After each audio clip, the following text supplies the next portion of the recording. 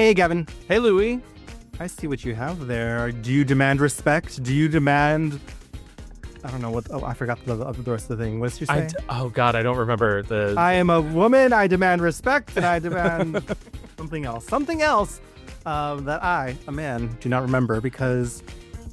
What if me and Lily Tomlin just did not, agree on anything? Didn't vibe at all? Yeah. No, she was like, yeah, no. What if I was like, Gavin, I had to watch all these chick flicks about liberation and equality and stuff, consumerism. Like, what is that? God, so lame, man. Hi, everyone. Welcome to Mixed Reviews. We are a film podcast where we take a film subject such as an actor, director, or mini genre. We take an entire month. We watch as much as we can. We read as much as we can. We watch some interviews too. And we take all that information. We process it down. We give it all back to you. And we tell you what we like and what we don't like. I don't know why I did the Hadouken.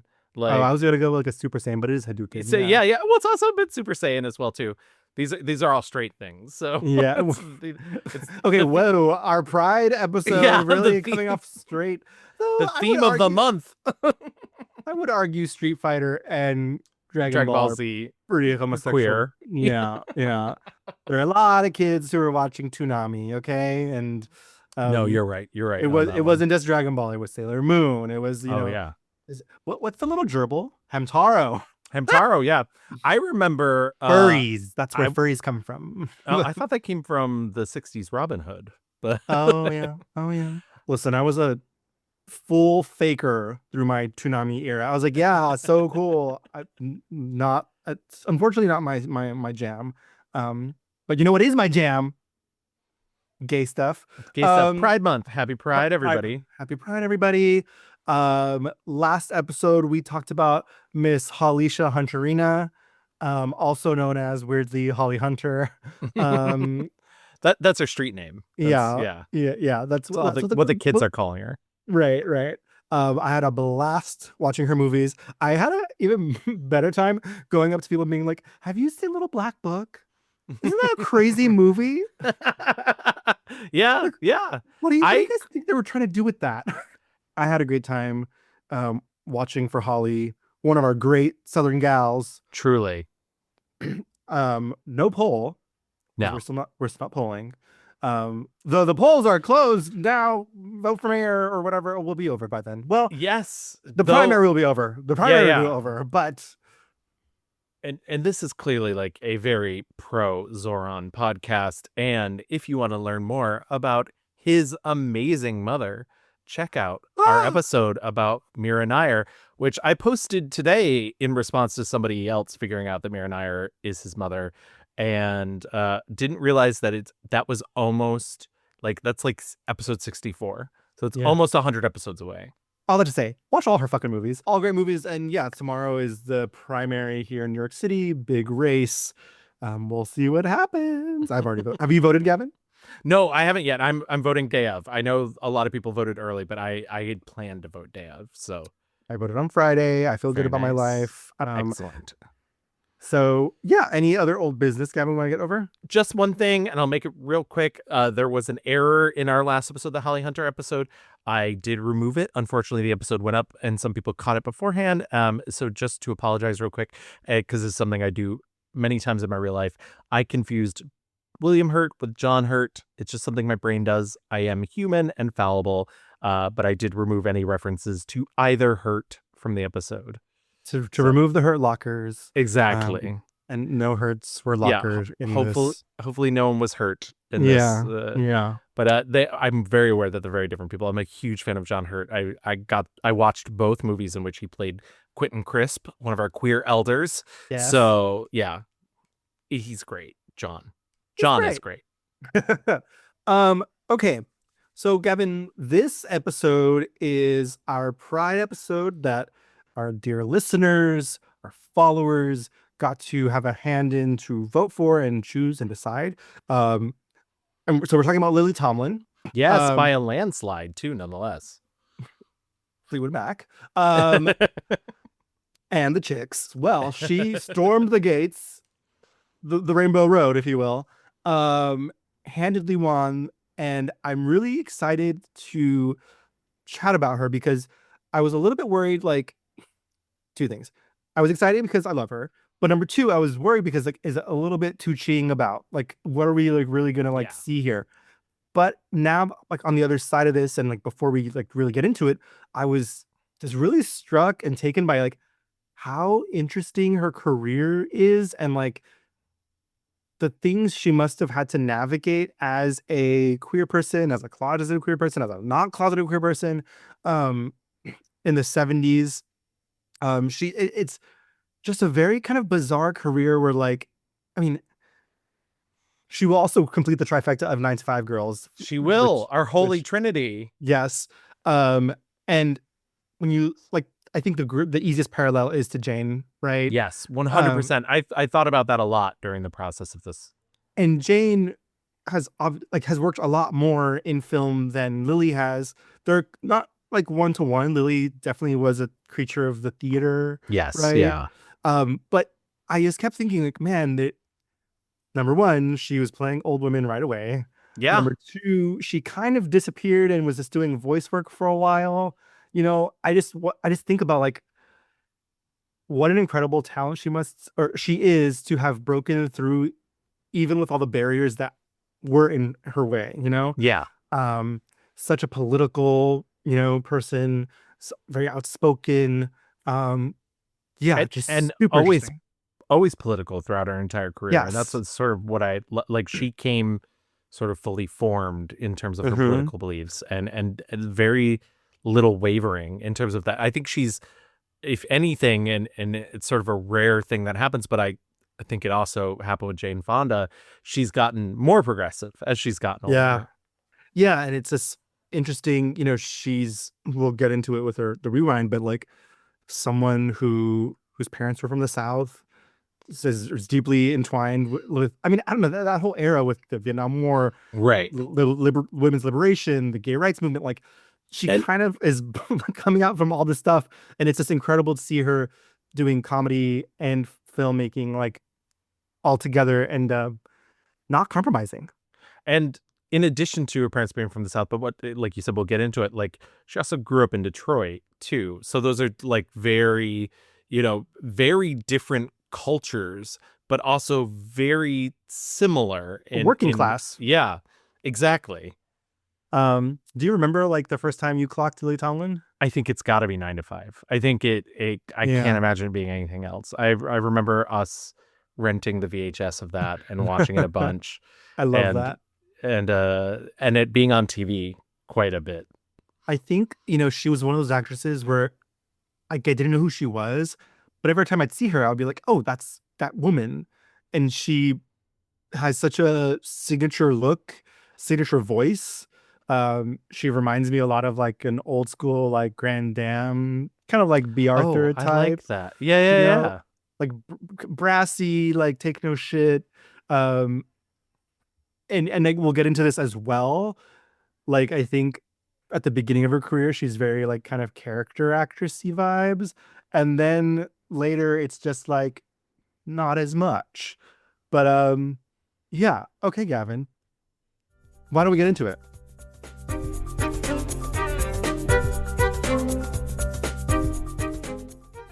The only thing I would want to add to that before I do dive fully into the rewind is I think the other thing that she is just such a student of observation and like seeing Mm. people and just really digging into like, and it's more than just impression for her, because I think that she's not just interested in, I mean, clearly there's a bunch of silly impressions that she does, but I think she is fully invested in how people work and what makes them tick. And you especially get to that when she starts doing her one woman shows that are less akin to stand up and more, but we'll get there into that. But I do think that's also part of her story. Mary Jean Tomlin was born September 1st, 1939, making her 85 years old. Tomlin was born in Detroit, Michigan, and she's the daughter of Lily May, who was a housewife and a nurse aide, and Guy Tomlin, who was a factory worker. Now, if you notice, I did not say that her name is Lily, because her name is actually Mary Jean, and Lily is just her acting name, which is her mother's name. And essentially what it is she always thought that if she went by her mother's name, Lily Tomlin, and she tried to get her younger brother, Richard Tomlin, to go by her father's name, Guy Tomlin, that they could go out on like acting gigs as like a young British duo. Like British. yeah. Because she thought Lily and Guy sounded much more like effete Even than well, she's right. It yeah. does. So I always thought they had the best show business names, Lily and Guy. And I wanted to get my brother to change his name to Guy. I changed mine to Lily. I mean, I didn't change it legally, but, and one day down in the village, they were looking for English performers for a cabaret thing. And so I said, we'll go down and we'll say we're Lily and Guy Tomlin and talk with an English accent. And as a result, I didn't get in that show, but I did get in a mime show. Anyway. It's just crazy to me that like this young child was like, what if we were British? Well, that's like our thing. But so she is very intellectually curious from a young age, and it's about everything. She says she would read medical journals. She said one of her favorite things to look at was everybody had like guides for basically being a married couple, and so she liked looking at the pictures inside because the pictures were often nude and whatnot, so she could see. I think I was just sexually precocious. And I was very onto the fact that adults had sex, although I didn't quite know what that was. But when we go visit somebody at their home, first thing I do is not that we visited people that had a lot of books, they didn't necessarily, but very often they would have a marriage manual. Mm-hmm. Back in those days, and I went right for it from the time I was pretty young. And she's just a sponge from a very, very early age. Her favorite book was the DSM-4. Yes, exactly. Her parents were Southern Baptists who moved to Detroit from Paducah, Kentucky during the Great Depression. And although she was a Southern Baptist, she was raised in the Southern Baptist Church. She is our second subject in a row who considers herself irreligious, which just means she does not have any religious practice or any form. She doesn't really, which I feel like that's not something you run into. I feel like even most of our subjects, they'll, whatever it is, there'll be some practice, and it's kind of refreshing to see that some of them, because that's closer to where I'm at in the world. So. Right. I mean, like, not everyone is like Nicole Scherzinger praising God. Yeah. But where'd you get that hat, by the way? Does anyone still wear a hat? But yeah, most folks are like, there's something. Yeah. But she's lived through some shit. So absolutely. I imagine that informs that. And she talks about, how she grew up amongst, there are Black people, white people, lower class, like, there were handicapped people there. She kind of lived just amongst, like, she'd love to go to other people's apartments and just listen to them talk. And that's part of exactly what I was talking about, that she's a sponge. She liked to absorb. She's an observer. And then oftentimes it would come out in her comedy. People try to force me into, disavowing my childhood. And I have a hard time to do it. I mean, my dad was an alcoholic and died when he was only 56, but it was never a big deal to me, I'm sure other kids raised in that environment, they think it's horrific. I hear kids say, very somber and tragically that one or both of their parents were alcoholic. My dad was a fairly benign alcoholic. I guess that's maybe the difference. But he was sober all week. My father was a very hard worker. And but he did go on benders on the weekends, and and I would go to the track with him. I'd go to the bookie joints with him, and I liked as much of life as I could get a hold of. I think I liked everything so much. I think I was really kind of in love with being in that apartment house and being in my neighborhood, and then going to Kentucky in the summers and seeing all the cultural differences. She graduates high school in 1957, and then she attends Wayne State University, where she originally studies biology. But while she's at college, she auditions for a play and ends up being like, oh, this is something I can do. And so she decides to switch her major to theater. And so she graduates from there, and she just basically starts doing stand-up. And she does initially start in Detroit, but she basically kind of takes the glamorized idea of like, I need to go to New York. I need to make it in New York. Oh, so I had to sleep on a footlocker. For about a week, I slept on a footlocker with a round top. Oh, it was so difficult. So you have no money, you're sleeping on a footlocker. Well, I went and These so, people are so writing curse words on the wall against each other. And he's got farina boiled over on the stove, and she won't allow me to speak to him. And those were great days in the East Village anyway. I mean, really fabulous. I feel like, thinking about this and hearing the story about her, and even Holly as well from last episode, it makes me like think and wonder how like people forget that if you come to New York to hustle and try and make it, like the price, like beyond like the money of it all, but like yes, you will be sleeping on fucking couches in like shitty apartments. Like something has happened within the culture that like people think you come to New York and that you were gonna also get the suburban, amenities. It's like, no, it is gonna be hard. And it's not just like, you can't come here and complain that like, oh, it's, nothing has air, or like I can't find, like, yes, people come here and sacrifice a lot when they're really young to try and like get yourself in a room where you can make the thing happen. And a lot of amazing, incredible, talented people, including Holly, including Lily, like that's what you had to fucking do. And it's really interesting to consider that like she does have kind of we certainly have recency bias on this show when we cover somebody and then we cover somebody else that has a similar story, so we can see those reflections. But I think it's interesting to point out that like Lily's doing this 30 years before Holly Hunter does, so it is interesting to see like the more things change, the more they stay the same. And again, I just keep coming back to like people who just fucking have it. Like, you will get through the barriers. You will get through the barriers. You just have to put yourself in the position to like, what's that thing to say about luck? It's like being in the right place, right time, or whatever. Like, being prepared for opportunities. Like she was, and she put herself out there. Like in my head, she like went to Wayne State, was it her biology stuff, and then like tried out for that play, kissed a girl, and was like, holy shit, my life has changed. Sparkles and rainbows. Yeah. I kissed a girl. I'm in a play, and my life has changed now. Goodbye. And while she's in New York, she takes a job waitressing, which is what one does when you're acting. You're waiting, and it's funny. She ends up sort of weaving a monologue about that into one of her later Broadway shows, which is, I believe, Appearing Nightly, where she does this thing about like her dream was to become a waitress. Even as a child, I knew it. I didn't always want to be a gifted actress.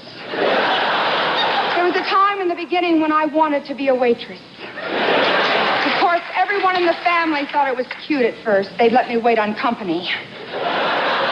When I'd lose a tooth at night, my father would leave me a quarter under a plate.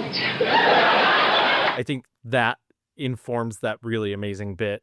It's so funny. And she ends up being able to do that specific bit from Appearing Nightly at the Tony Awards because they gave her a special Tony for doing that show. But that's later on. I do want to get to that. And while she's doing this waitressing job, she's also still honing her craft at HB Studio, which was a nonprofit organization that offers professional training in the performing arts through classes and workshops and free lectures and theater rentals and whatnot. And I think they're still around. I'm not absolutely sure, but like Uta Hagen, was part of this as well. And what'd you call me? You heard me. But like Candice Bergen, Carol Kane, Judd Hirsch, all these other people are alumni of this program. And so it sort of has the bona fides, if you will. What did you call me?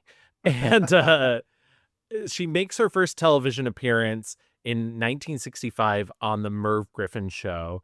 And then a year later, she becomes a cast member on the short-lived third and final incarnation of the Gary Moore Show. Gary Moore, very famous comedian, had 3 different versions of the same show. Famously, the second version of that show is what launched Carol Burnett's career. And so I think when they were making the third iteration of it, they were like, we need a Carol Burnett, and there's Lily Tomlin, who at this era, by the way, and it's no coincidence, and it's still a little bit before Clute, but she has a very like Clute style haircut because she's going with the fashion. She's becoming, beautiful young celebrity lady in New York. And then she joins the sketch comedy show Rowan Martin's Laugh-In on NBC, starting with the third season. And she was there to replace Judy Carn, who's leaving the show, but she like instantly blows up. Well, and again, like what's funny on Laugh-In, it's a sketch show, which I think sort for of. most. I mean, it is. You're not wrong. I don't want to make it sound like I'm correcting you, but the speed and the clip in which the sketches, like almost every sketch is interrupted by a non sequitur. It's very like we don't have anything like it on TV anymore because it's so different than any other type of sketch show.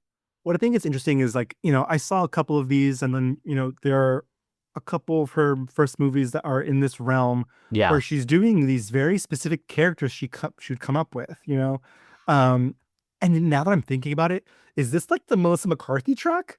Like where interesting doing like sketch and characters, and then like, but Melissa still gets to do some characters, I guess now. I guess what I'm saying is like, as we get later in her career, Lily Tomlin becomes the character. Like it's just kind of like the, dry, disaffected, kind of old grandma character that we see over and over again. I'm not saying it's bad, but no, but you're right. But interesting that like here she's doing voices, she's doing physical comedy, she's doing like it's really kind of cuckoo, crazy PB Herman style stuff. And one of the things I think is really cool, which is a complete sidebar of what you're talking about, but sort of similar along those lines, is a lot of the characters that she comes up with for Rowan Martin's Laugh-In, she like they're hers, they're her generated, and it's not like a Saturday Night Live situation where Saturday Night Live then owns those characters. Like if you get on Saturday Night Live and you bring a character with you, that's Saturday Night Live's. She gets to keep these characters. They become her intellectual property, and she gets to sort of dine on them for years afterwards. And these are very recognizable characters that we've had. I think everybody knows, or anybody that is familiar with Lily Tomlin knows Ernestine, who's the telephone operator, who's very like famous for the talks like this and snorts and one ringy dingy, two ringy dingy. One ringy dingy. Two ringy dingies. A gracious good afternoon.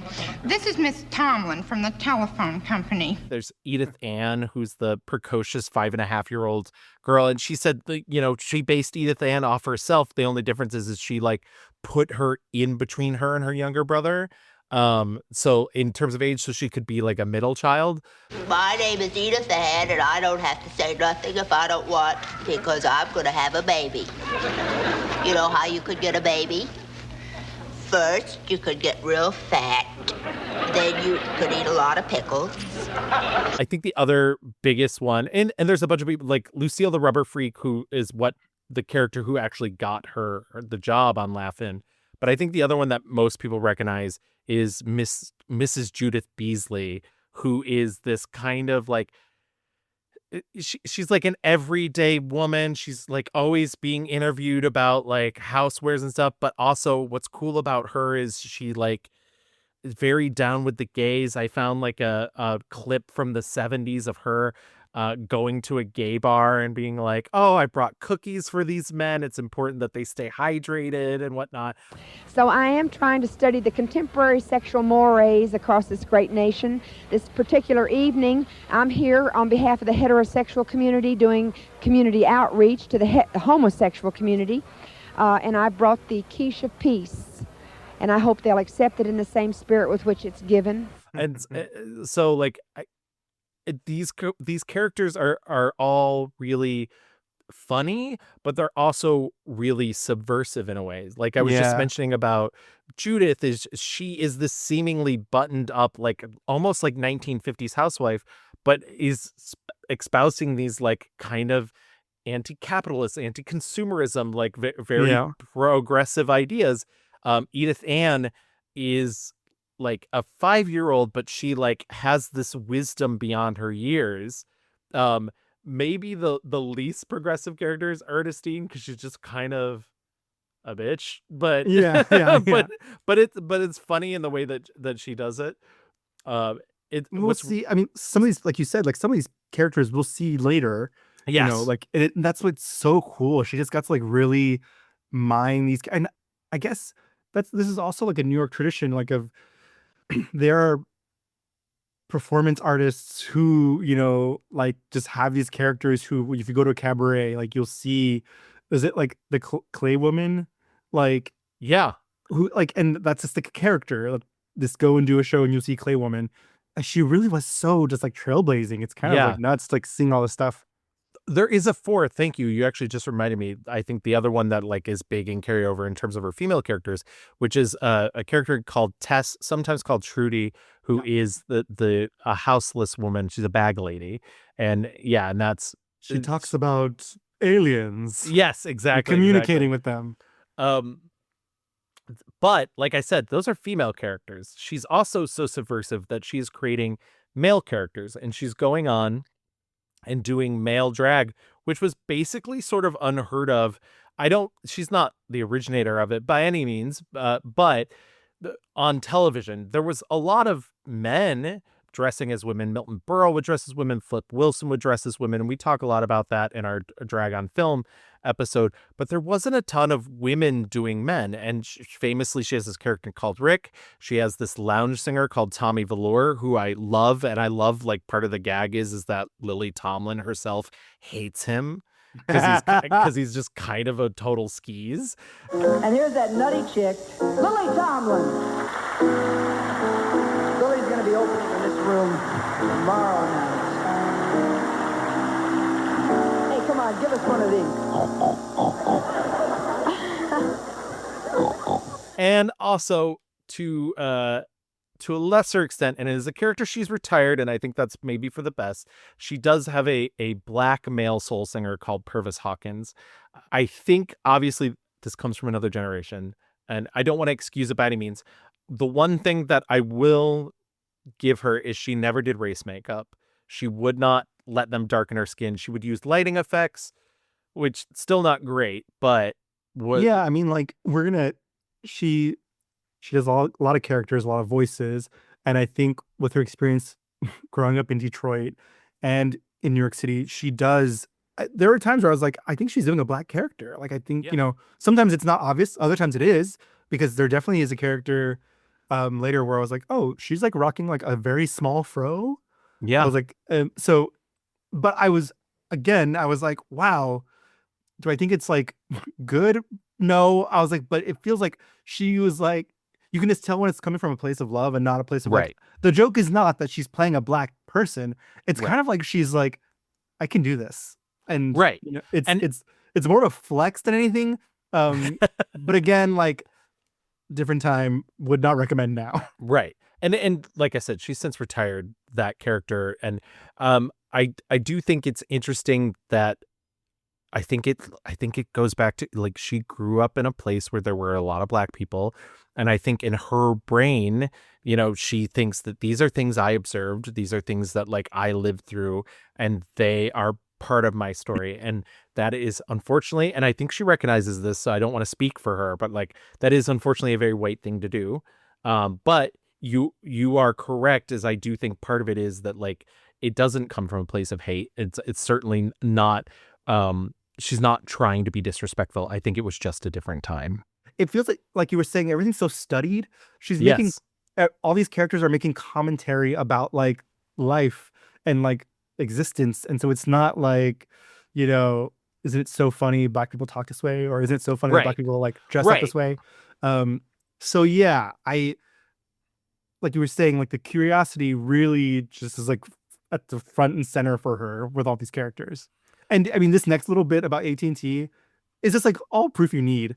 Like, yes. Yeah. It's funny. So in the 70s, AT&T comes to her and offers her to do Ernestine for a bunch of commercials. And she's talked about this. I have an interview clip that maybe I'll put in where she was hurt because she was like, my artistic integrity is about like Ernestine is like making fun of this idea of the telephone, like, and you come to me and you want me to like sully my own artistic value for your profit. She said, the phone company has made you an offer to do television commercials with Ernestine, and literally tears sprang to my eyes because I was so hurt that my character could be co-opted. You know, that I thought I was such an important satirist, satirizing the phone company. Now they wanted to buy Ernestine, so that was a heavy blow to my satirist heart. $500,000 in the 70s? Yeah. That's a fuck ton of money. And then in the 90s, she actually does go ahead and do some stuff with Ernestine. But once again, it's a different time and whatnot. And I think there were a lot of things that I've talked about this on the show before. I think there were a lot of things that we did in the 90s that people wouldn't do anymore, that I think people were like, all this stuff is over. And it wasn't. Yeah. And it's only gotten worse now. Whatever. After Rona Martin's Laugh-In ends, I think she's on it for about 3 or 4 years. And when it ends, she starts doing comedy albums. And her first comedy album, This Is a Recording, which is such a funny fucking name for a comedy album, comes out in 1971, has a lot of Ernestine on it, and it hits number 15 on the Billboard Hot 200, becoming and remaining, as of 2011, the highest charting album ever by a solo female comedian. She earns a Grammy Award that year for Best Comedy Recording for that album. And then her second album comes out literally the next year, and it's called And That's the Truth. And that is an album heavily featuring Edith Ann, and it's almost as successful. It peaks at number 41 on the chart. At the time, again, like the Miss Maisel of it all, like, you know, it's this early 70s, and she's doing character work. She's not even like doing like, you know, knock, you know, jokes. Like it's philosophical. It's just wild that she already has a Grammy. She's charting. It's the early 70s. She hasn't even fucking had a movie yet. Like, right, exactly.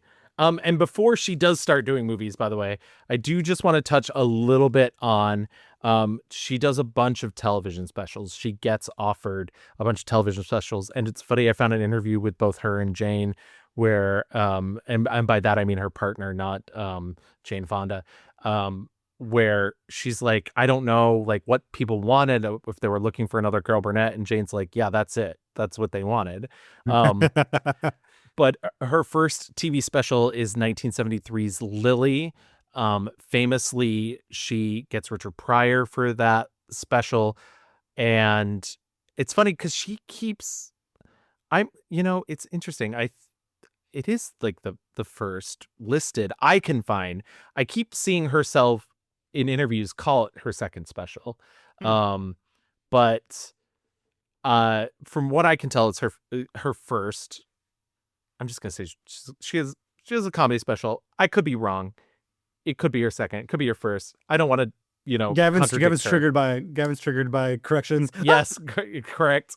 And oh no, I said correct now too. But famously, right off the bat, she's like already like, if I'm gonna do this, I'm gonna do this in my own way. And I actually think now would be maybe a good time to talk about Jane Wagner real quick. So she is looking for people to work on her albums, especially that second album involving Edith Ann.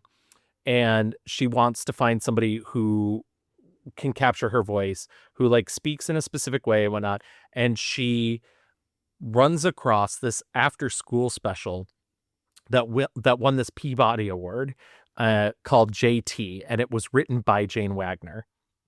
So she's like, I want to meet this woman. I'm interested. That after school special is about a young houseless black child who befriends a dying kitten, essentially. Oh my God. It's apparently heavy.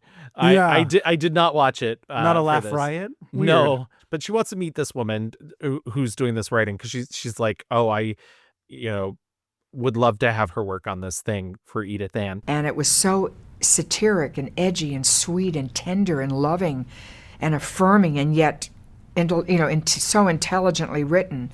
And every phrase, every sentence almost, line was like a perception, sort of essenced, and yet it seemed naturalistic and carried plot and character forward.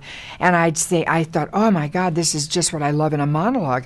How can you get in 5 minutes or 6 minutes, compress something so that you understand a culture type, or you create some kind of metaphorical invention that conveys something else about the culture. So I just loved it. So I called her and asked her to come to California. I had to do my Edith Ann album, and I asked her to come and help me produce it.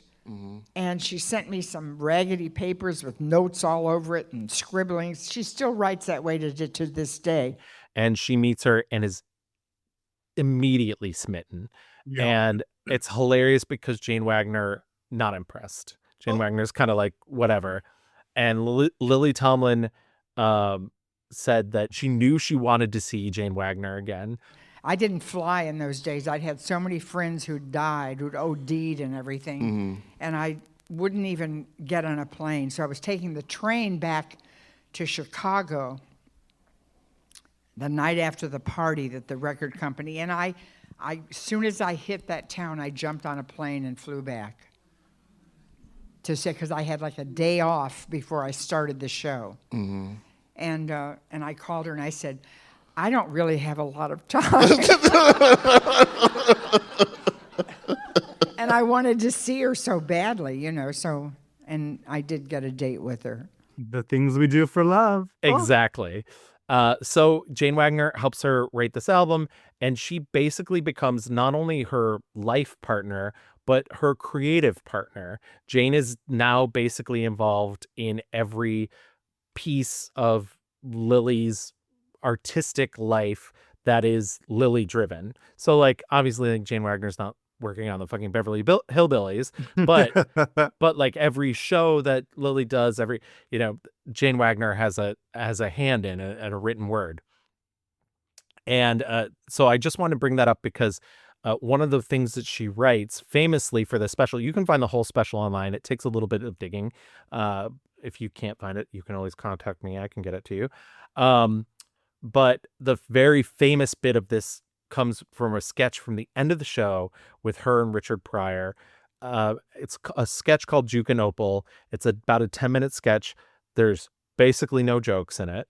And it's about a man strung out on heroin at this diner owned by Opal. There's some question about whether Lily is playing a black woman in it or not. She is wearing a head wrap, but she's not doing any skin darkening at all by anybody. Like, it's just her normal skin tone. She is speaking in a very affected manner, which could easily be, but she has never said if the character's both.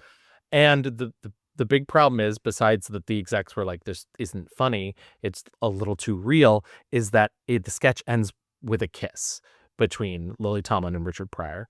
And so the CBS executives were like, absolutely not. They came down during rehearsal. They were like, stop filming this. They wanted us to stop taping. They wanted, stop this sketch right now. And it was just unimaginable that we could stop it. Jane wrote it specifically for Richard. Yes. So he'd have something great to do on the show. Yes. And we loved it anyway. And when we edited it wasn't that threatening, as you can see. Let me have a thing. No, baby, come on. No, I need it. Baby. I got to take care of business. Either I'm going to get busted if you don't give me the money. You want me to be out there in the street trying to look in cars? You really shouldn't give him the money. You know what he's going to do with it? He's going to go out of here and just... I know what he's going to do with it. He's going to go out of here and get me 10 pounds of potatoes. I like them little red new potatoes for my potato soup. And she was like, this is a trick I learned from Gary Moore, which is give them something else to kill. So they create this sketch called War Games that's about nuclear war. And she's like, great, you can have this instead. And they're like, well, we don't want that. And she's like, well, it's one or the other. So you gotta. And so Juke and Opal stays in the show.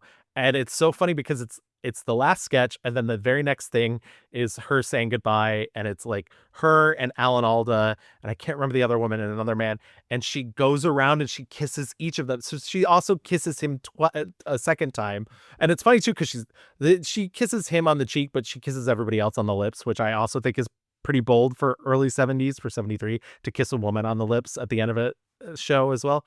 Yeah, so It's really great. I highly recommend it. I had to watch it twice. The first time I watched it, I was a little like the Juke and Opal specifically. I was kind of like, I guess like it's interesting and whatnot. But the second time I watched it, I was like, no, this is like a character study. This is what she's doing. Like this is acting and like deep, meaningful, and very much about a time and a place. So interesting. Again, like what an artist. What a just like, you know, she was not here to make money or be a star. It's just like this weird. She's a kook. She's a freak. She also does Saturday Night Live in 1976 or 76, 77. She does 4 episodes over that year playing Ernestine, doing various bits and whatnot. She finally makes her first big screen debut in 1975 for Robert Altman's Nashville.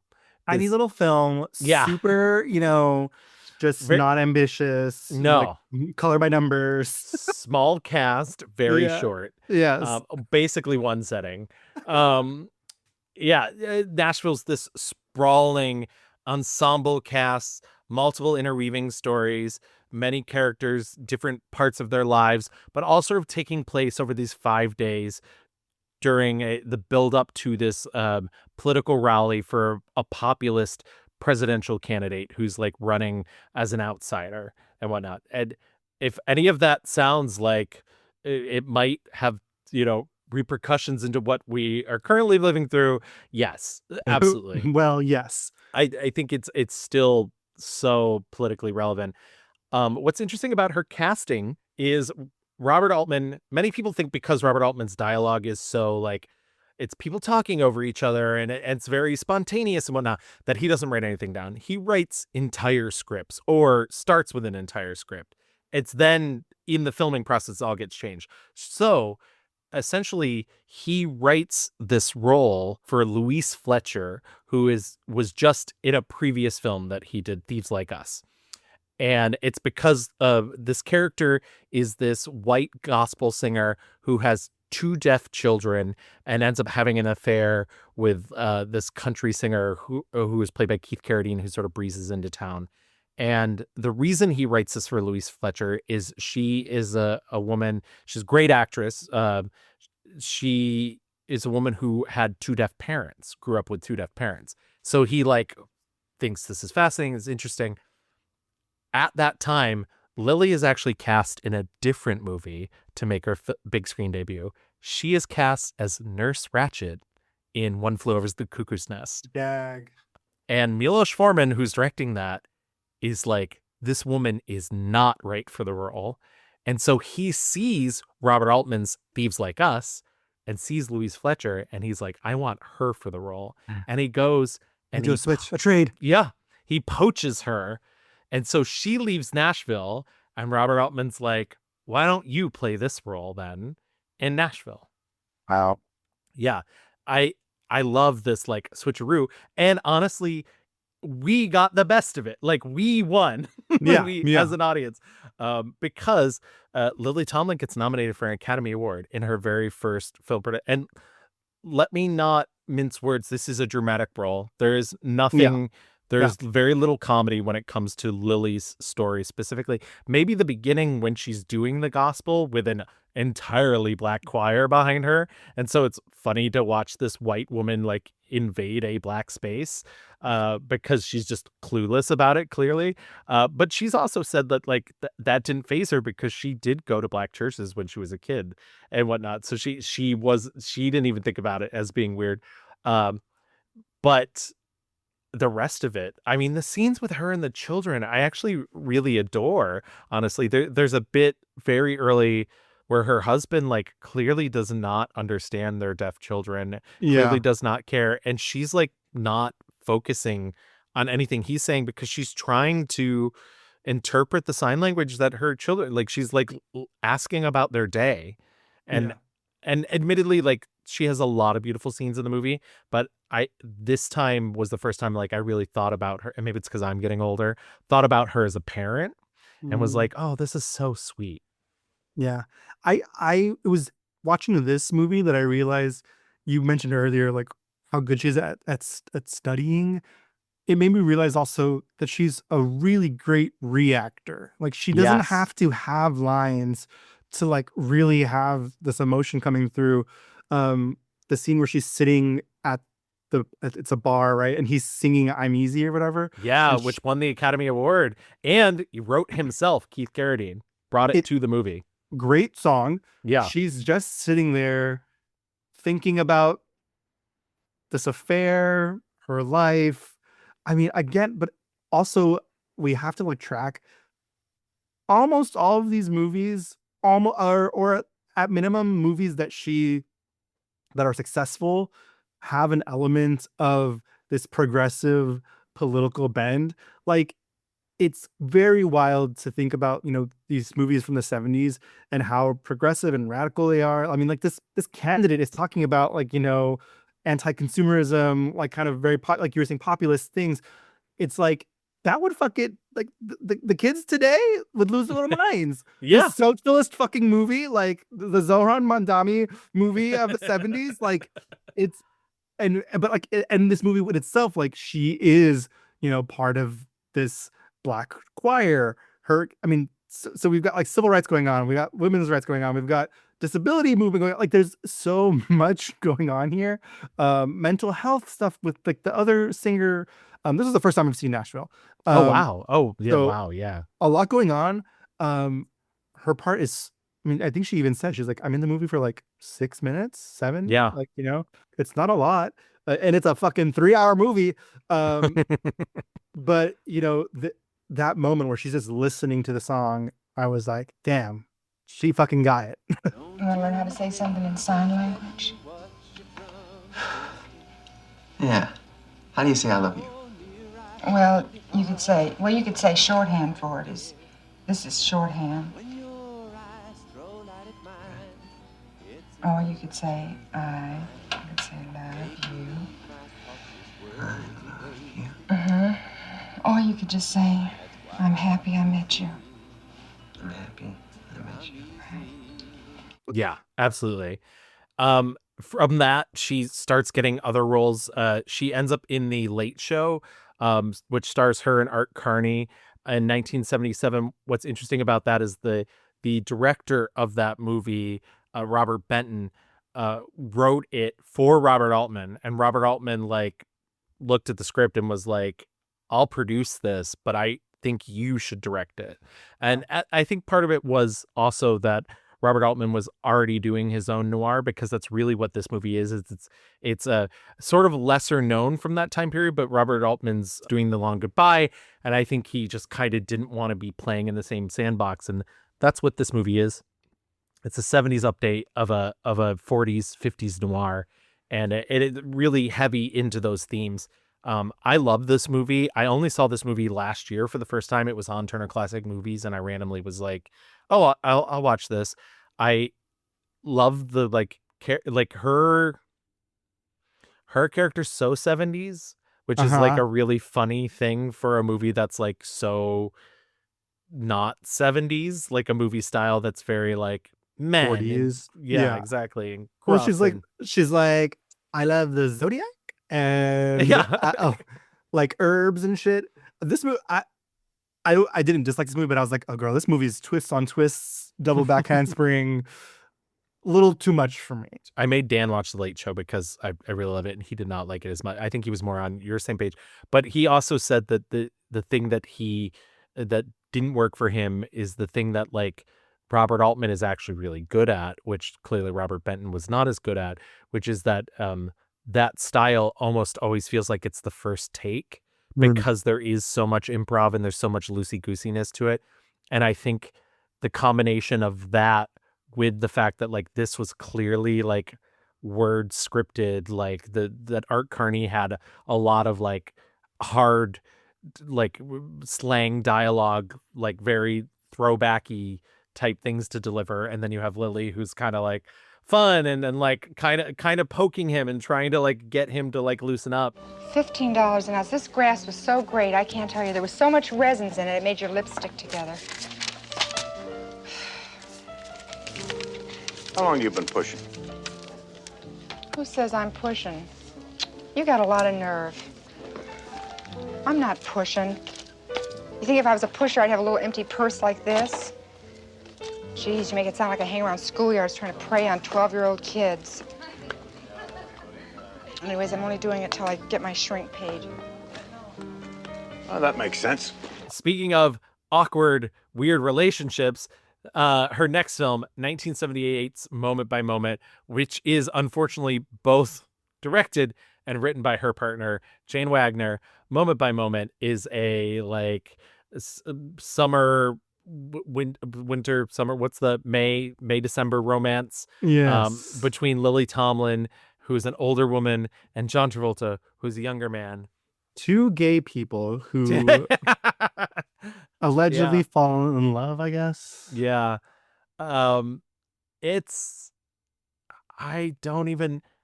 Is there a plot to this movie?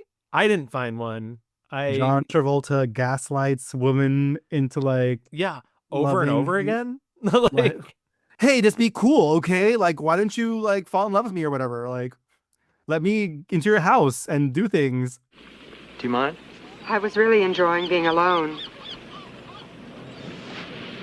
Well, look, I'd like to give you a gift, and then I'll split, all right? I think you'll like it. You came all the way out here just to give me a gift? Well, I came out here to see some people I knew, to help with my friend Greg. Then I thought if I saw you accidentally or bumped into you, I'd give you some red, so there you go.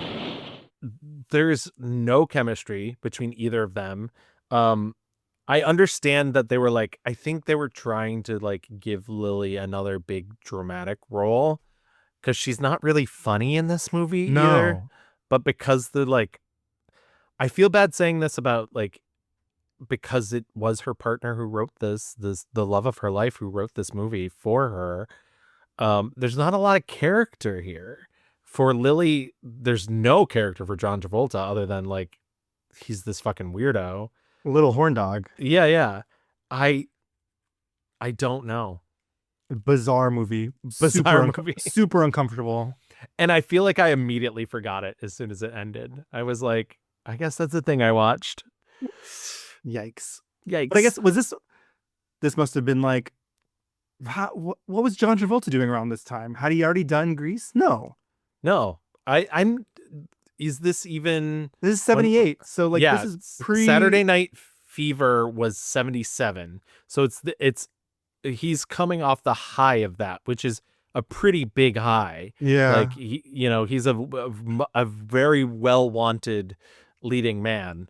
So, well, yeah, it doesn't hit.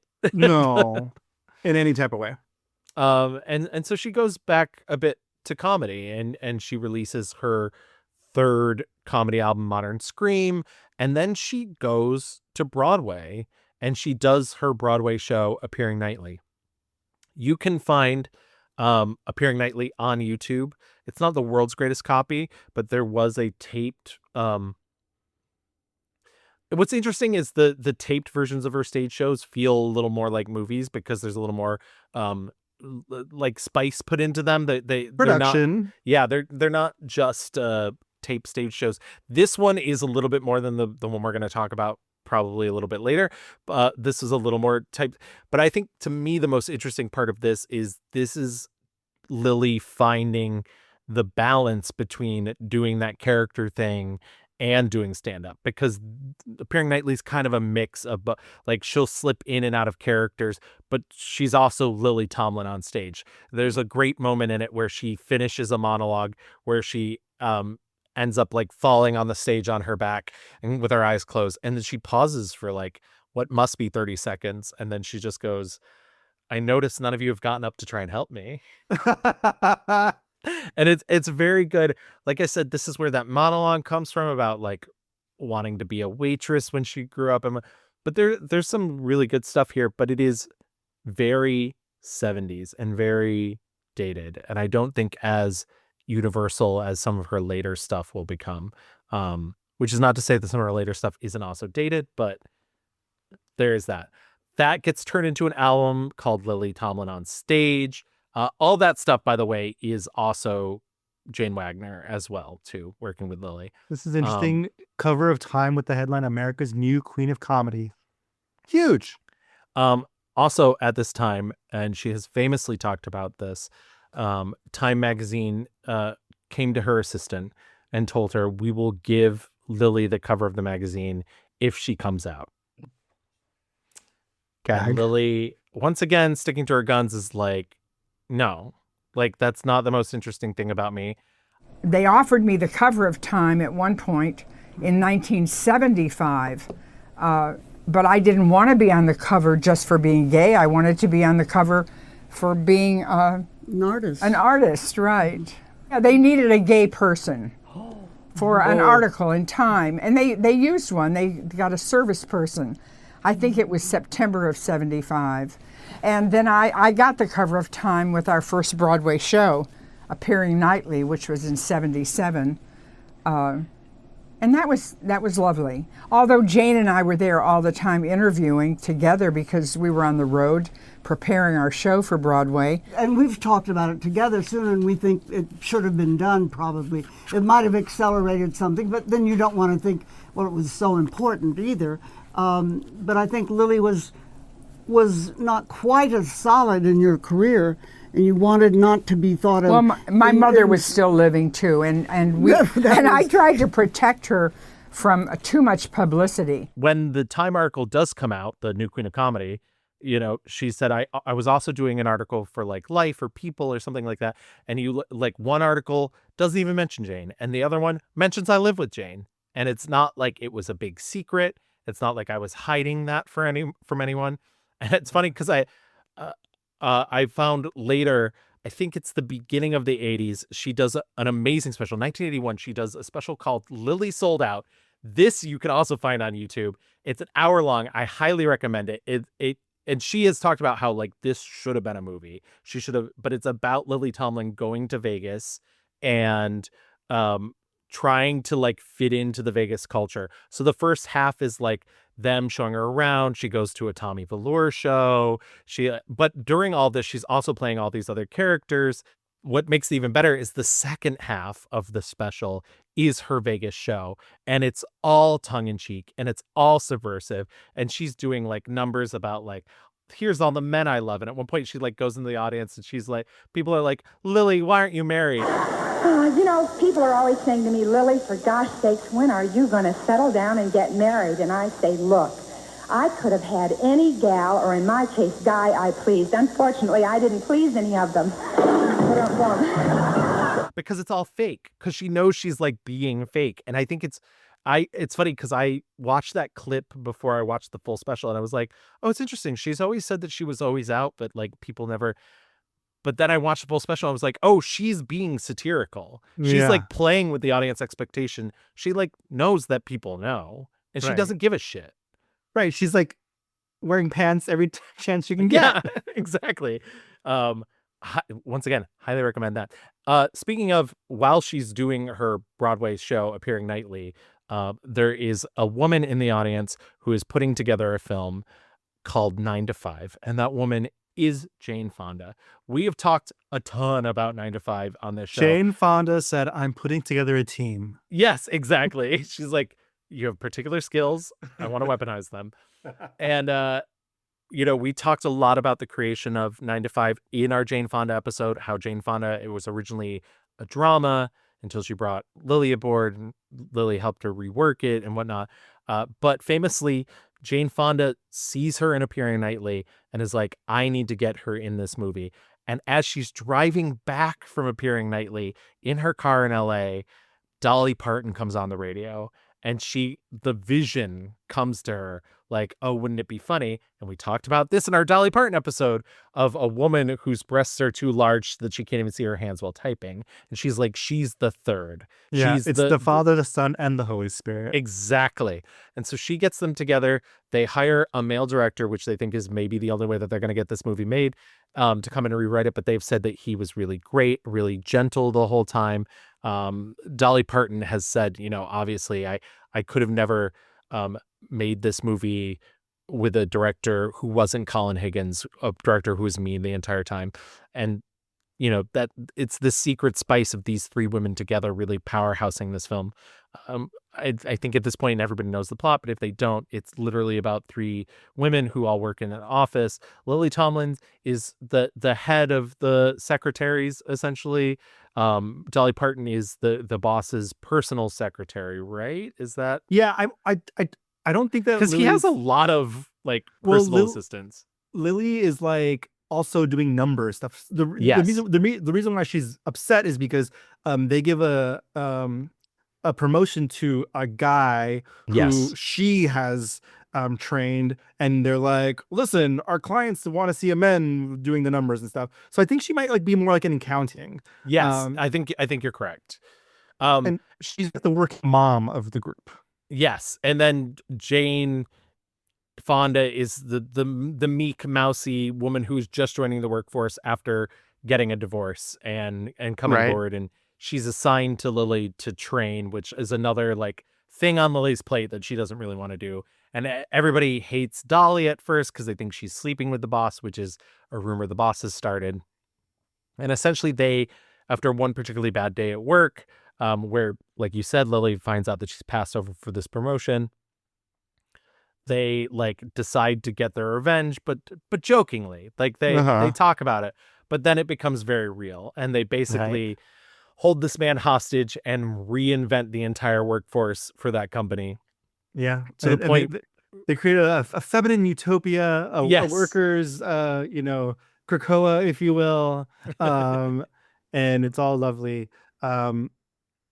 It's a wonderful, vision of like what it could be like to work in an office. Yes. But yeah, I think it's really funny that Lily again is like tasked with being that working class woman who is overwhelmed with like just everything, and like she's got the kids, and she's got like the job where she's asked to do a lot and more without the pay. She is the like vessel for like the every woman, because Jane's character is kind of like the scandal, like oh my god, like a divorced woman who's joining the workforce. Like obviously that woman existed, but like Lily is really the every woman in the group, and of course she's the one who's like suspicious of Dolly Parton and doesn't understand, and what's the magic is like people coming together, understanding where they're at. I mean, like, oh, Dolly Parton is just as oppressed as I am, and and them understanding their oppression, and like that they all can lift each other up. That's like the crux of the entire thing. But Lily has the kind of like most down the middle part, but I think because she is the comedian of the bunch, she really kind of is like the buoy for everyone. Yes. Yeah. She's sort of the guiding light, if you will. They fantastic movie. So much fun. Yeah. Like, and I think you said a lot of heavy things in there, but that's one of the brilliant things of the movie is it manages to pull a lot of heavy stuff off without feeling like you're being preached to, which was exactly Jane Fonda's fear when they were making it a drama, was that it all felt too much like a lecture and not enough like here's an actual peek at what's happening. Right. Well, all the gags are so funny. I mean, she literally does Snow White drag in the like little dream sequence and stuff. I think there was something in that coffee. I think you're right. I think it was poison. Right again. I think you did it. Oh. But why? Why? Why do you think? Because I'm a sexist, egotistical, lying, hypocritical bigot? Bingo. Hers has always been my favorite growing up. The like little skull and crossbones when she puts the poison from the ring into the coffee. I always wanted a poison ring as a kid. I think it's because of this movie. The animals, the chair that like rises up so she can launch him out the window. There's so much physical comedy. I mean, she has, like I was making a very poor joke version of this earlier, she has the great line. She's like, I'm a woman, I demand to be respected. And he's like, run along now, little girly. But the movie has everything. After that, she immediately does another movie that was written by Jane Wagner, called The Incredible Shrinking Woman. Jane Wagner has kind of distanced herself from this because she says it was basically majority rewritten after, it got into the hands of the executives and whatnot, and they took out a lot of the like snark and whatnot from it, a lot of the like blaming that, because, and you can tell too, this movie is called The Incredible Shrinking Woman. It is about a mother who is just sort of overrun by life as it currently is. Her husband is played by Charles Grodin. He works for this horrible manufacturing company that makes basically all these, like every product imaginable, but they all have like toxic components, and because of her exposure to them, she is literally shrinking. She's not, it's not just the idea that she's shrinking from society, like she's physically getting smaller, and she has these kids that are kind of wild and so loud. The worst kids. I literally was like, why is this movie so fucking loud the entire time? And so the movie is like this kind of diatribe about like unchecked corporations and consumerism, and how we allow this stuff like into our lives when we really don't know, where it's from or what it can do and everything. She also plays a bunch of other characters in this movie. She gets to play the Judith character. She plays her, who is her neighbor in this movie. She gets to be a lot of the mouthpiece of the anti-capitalist stuff that's happening in the movie. I had never seen this before. It is always something that had been on my watch list. I did not like this movie. Yeah, I'd never seen it before either. I thought it was interesting. A lot of the movies, I'm like, wow, she really was commanding this amount of like power where she can get this type of movie made at all. Like it goes from critiquing consumerism to like literally man in a gorilla suit jokes. Yeah. Like it's, again, it's not as sharp, I think, as it wants to be, and kind of gets lost in the sauce, but it is very like interesting. And the moment where she like comes onto the show, because she was famous, everyone's like is obsessed with The Incredible Shrinking Woman. She comes onto a talk show and they just want to like talk to her, and it's not like they're sad for her. They don't want to hear that her life is hard or sad, even though it is, because she's the size of like fucking Thumbelina. Yeah. They ask her like, why do you think this is happening to you? And she says, and she kind of has to like bite the bullet and say, I don't know, there's no conclusive whatever, for the sake of like keeping her husband's job safe, whatever. There's like this like weird plot of bad guy shadow organizations that run the world because they make money, whatever. Yeah, it's a weird mushy film, but super interesting and crazy that it exists. Well, Mike, I'll tell you, it has mostly been a nightmare.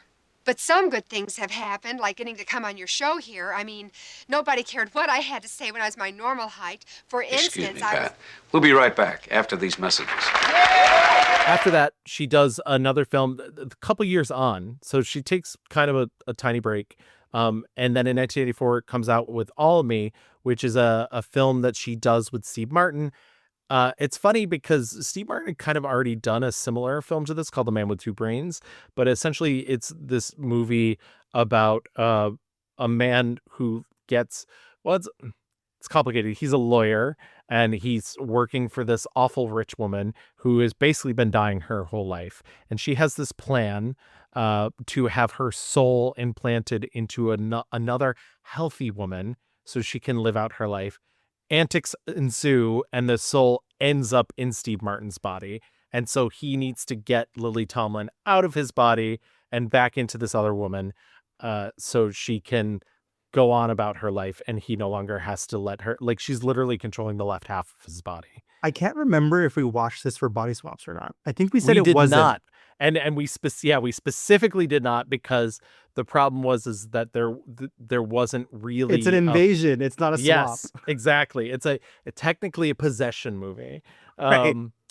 And I had never seen this before.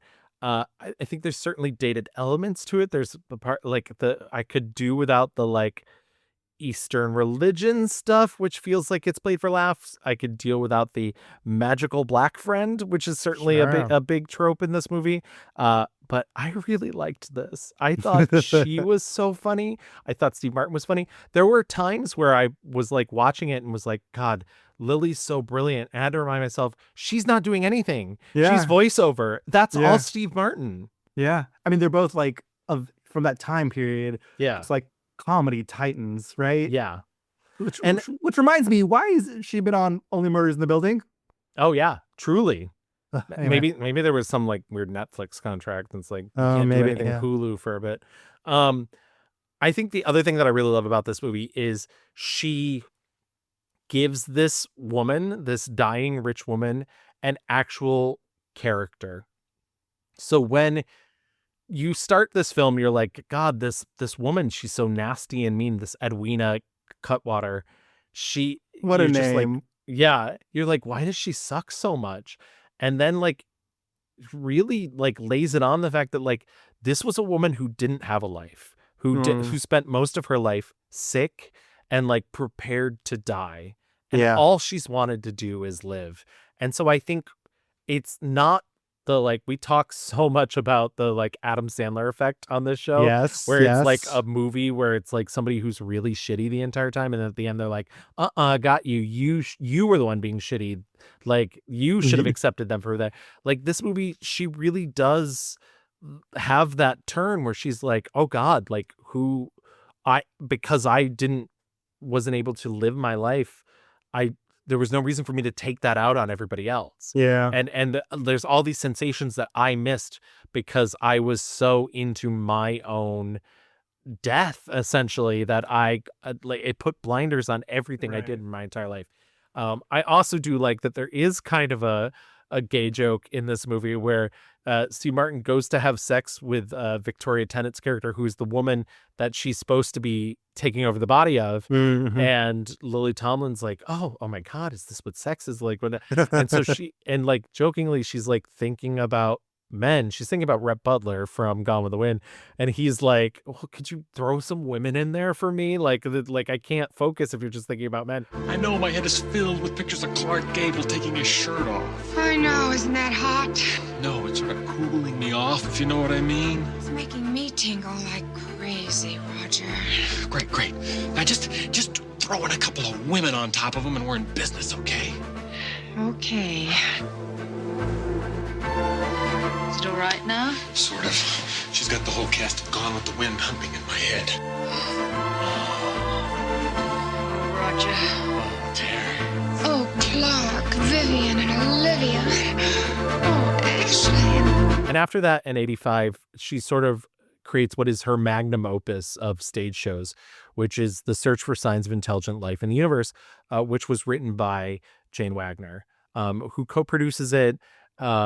It's truly an amazing show. Once again, some of it is dated, absolutely. They go on to make a movie out of it in the early 90s. It's really fascinating because, especially in comparison to the film they made out of Appearing Nightly, there's no audience in the film version of Searching for Signs of Intelligent Life in the Universe. And so I think it's fascinating because you get so much more of the dramatic elements and you get so much more digging into the drama of these characters' lives than you do in Appearing Nightly, because you don't have a constant reminder that you're supposed to laugh. And I think that's sort of the way that Lily wanted it. And unlike that, because if you went and saw the show, you would just see Lily in her pants and her shirt just slipping in and out of these characters.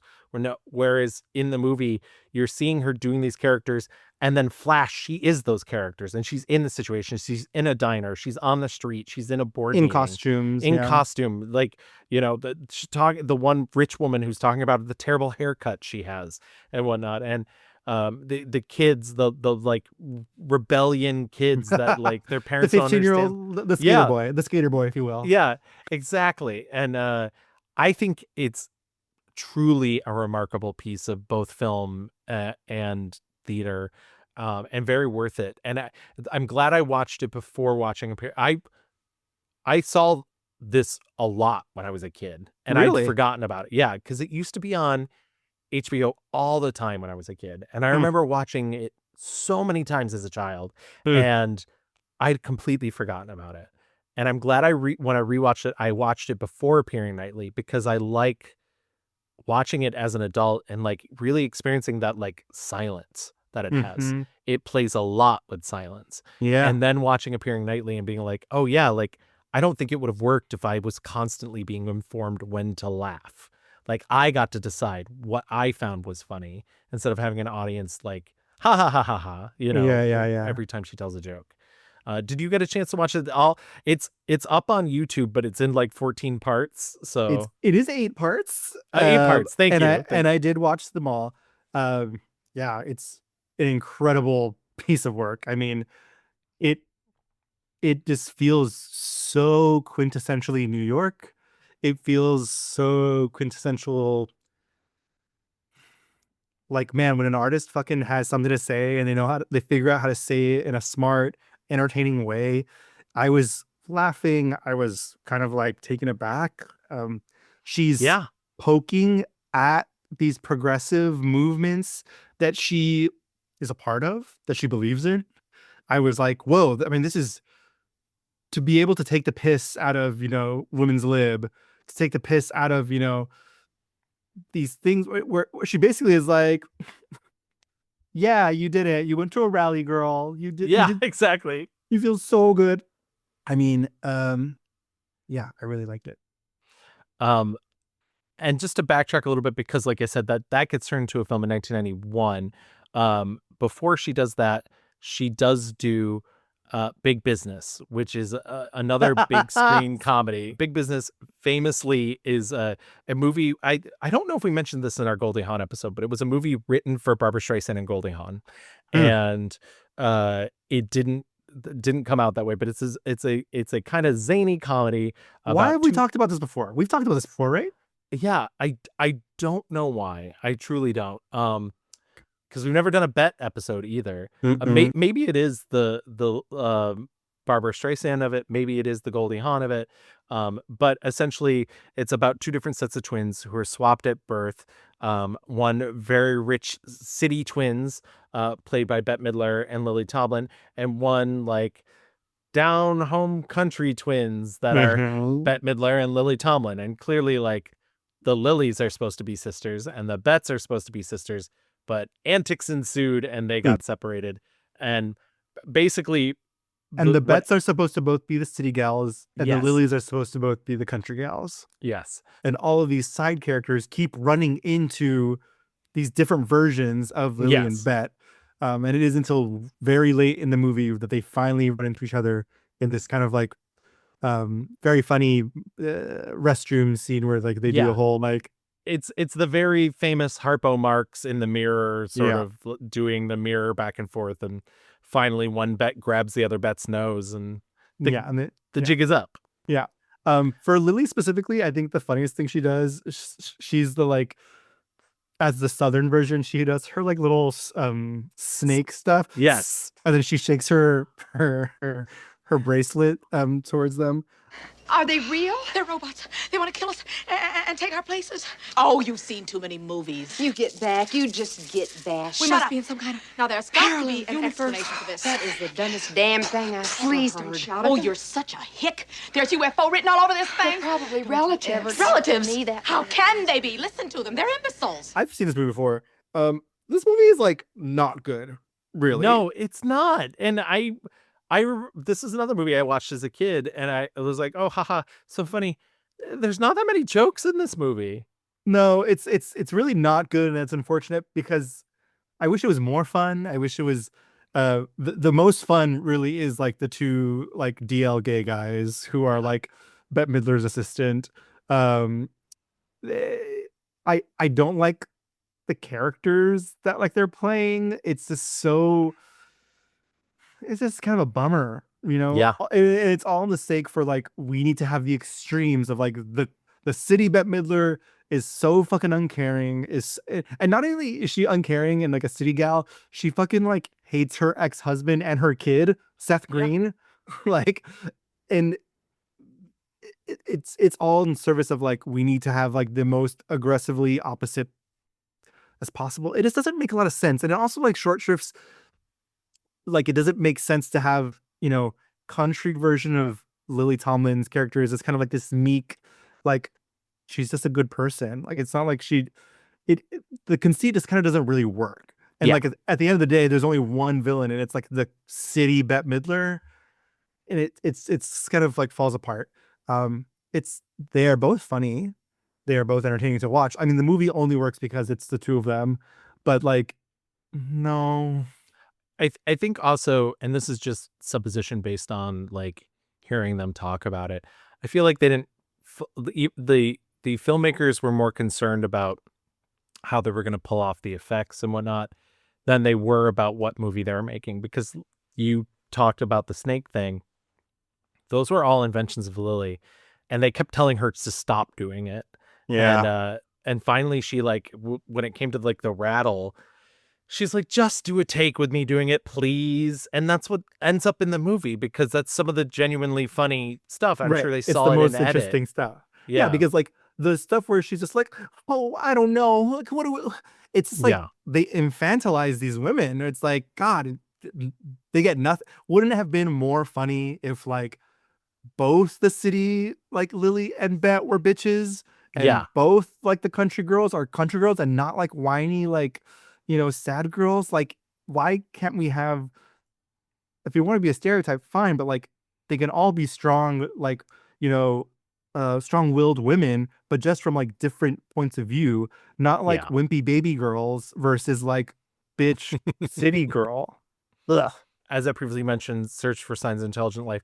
And then the 90s happened. And I'm going to breeze through a lot of this because a lot of it is cameos. A lot of it is, I think this, I'll be honest, is like I said, Searching for Signs of Intelligent Life in the Universe is her like magnum opus. And so I think she's like, now I'm going to get paid. And now I'm going to get the money that like, I am literally being called an icon. I'm going to get what's owed to me for that. So she does Woody Allen's Shadows and Fog. We don't have to talk about it. She does The Player, a bit part as herself. 93, she does the Beverly Hillbillies movie. Terrible movie. Also in 93, she reteams with Robert Altman, plays Doreen Piggott in Shortcuts. Speaking of another 3-hour movie, in that movie, she plays a waitress who accidentally hits a child. She's married to hits a child with her car, I should say. There's a difference between hitting a child and hitting them with a large vehicle. And she's married to Tom Waits, and her daughter, by the way, is Lily Taylor, which, by the way, genius casting. Whoever, I mean, obviously that's Robert Altman, but like brilliant. She does Flirting with Disaster, which is her first intersection with David O. Russell. This is a movie I really liked when I was younger. I rewatched it for this and was like, I fucking hate all these people. I don't want to deal with this. 98, she does Gryffindor's Tribe, and I hope she got a pretty penny for that. Gryffindor's Tribe is awful. Truly bad. Tea with Mussolini in 1999. This is fun because she gets to play the idea that she is gay in like World War II.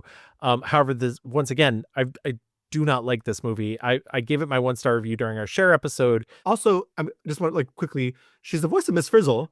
Yes. Oh yeah. From 94 to 97 in the Magic School Bus, which is crazy. And not to like downplay, like she is in between all these things. She is doing TV. She does The X-Files. She does Homicide: Life on the Street. She does Murphy Brown. She gets a job in the 2000s on The West Wing for a couple seasons. I never watched The West Wing. I know that's a huge blind spot for me. She's the replacement secretary, another secretary role. Yes. She's good in it. I'm sure she is. It's one of those shows I've always meant to watch and just never. Orange County, 2002. Once again, very small cameo. Going to stop at 2004's I Heart Huckabees. I think famously because the thing that's most remembered, though today that top 10 movie New York Times thing came out, I saw a lot of people putting I Heart Huckabees on their top 10 of the 2000s. I was like, really? But famously, this is where her and David O. Russell have a huge blow-ups on the set.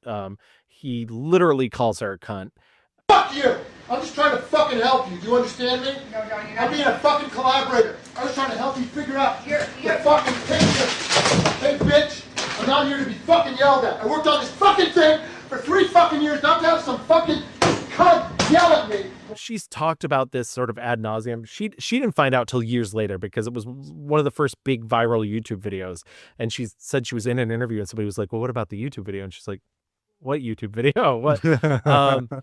And she's talked about, she's like, I would work again with him in a heartbeat. He is an eccentric guy and everything. I will say this, though. He has a terrible history of abuse. Amy Adams said he made her life hell when she worked with him. He punched George Clooney on the set of Three Kings. Like, he seems like a very toxic person. And Lily Tomlin has said, like, he would do things like jump rope in his underwear in front of the cast and crew as part of his and so, like, he just seems like a creep. I'm sorry. Is Amy Adams, was he in American Hustle? Yes. Okay. Yep. Not in, but he directed. Yeah. Yeah. Okay. I started this film and then I was like, I do not have the brain power to try and ingest all of what is apparently going on. I was like, I was hoping for like a light little movie. 'Twas not it. I'm so sorry. I'm sure it's a fine film. But in my opinion, it's not, but I know a lot of people like it. yeah, I mean, like, okay. Yeah. I was happy to see, like, I saw like the first 10-ish minutes. No, I gave it like 20 minutes and I was like, you know what? There's just too much fucking going on in this movie. And it doesn't seem like she's like really what this is all about. Who's her like husband in this movie? Dustin Hoffman. Dustin Hoffman's wig was really throwing me off. Yeah. I was like, I think her wig is also like a very throwing off. Like, well, she kind of looks like the costumer from The Incredibles. Yes. Edna Mode. Edna Mode come to life. Even though I know Edna Mode is, modeled after a real woman. But yeah, Dustin Hoffman's wig was really throwing me off. And I was like, I'm sure this is a very smart, heady movie. Not for me, not right now. Yeah. I don't know. I knew a lot of philosophy majors who loved it in college. I thought that was a big red flag. But I almost just spit, everybody. You can see me on the viral video with David O. Russell in the movie years ago. Oh, did he yell at you or something? Oh, did he yell at me? Oh, I remember this now. I yelled at him too. I remember this. Thank you for reminding me. But he's a good about friend. That. But yeah, but you lost your temper. You lost your patience. I lost it with good cause. You play it back every once in a while? No. I don't. I guess I might. But wish my mother was alive so I could have played it for her. She would have loved that. Huh? 2006, she reteams for a final time with Robert Altman, doing his final film of Prairie Home Companion. She co-stars with Meryl Streep. They play sisters. Also, is Lindsay Lohan is Meryl Streep's daughter. Yeah, she's in the movie. the aunt, right? Yeah, and she's the aunt. We have talked about this before because of Lindsay Lohan. I know this is not everybody's favorite Robert Altman movie. I do really love this movie. It's not a perfect film, but I can't separate the idea of him thinking about his own mortality with this movie. And like, listen, there's other problems afterward. Like Garrison Keillor was found out to be kind of a sex pest and whatnot. And so there was a whole Me Too thing that happened later on. But there is something about this movie that I will always love. That year also, Robert Altman wins the honorary Oscar. And so they bring out her and Meryl Streep to do the intro, which was written by Jane Wagner in the Robert Altman style. Queen shit. And tonight we are pleased to honor Wait a minute. a man. No, we're honoring a man. A man who we honor, that's what? A man who didn't, you're reading my line, a man who didn't play by the rules. Yeah, that's what I said, who didn't play by the rules or stick to the script. Stick to the script.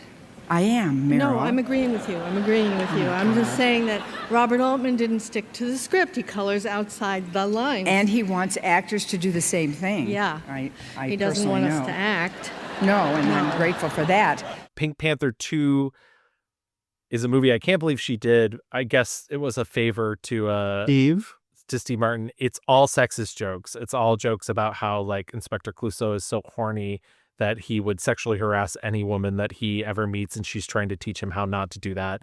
And I was just like, we we got to get you out of this movie, Lily. She does the English dub of Ponyo in 2009 as well, the Miyazaki movie. I think she doesn't do another movie again until 2013's Admission, in which she plays Tina Fey's mom. Admission we've talked briefly a bit before because it Paul also Rudd? stars Paul Rudd, as the love interest.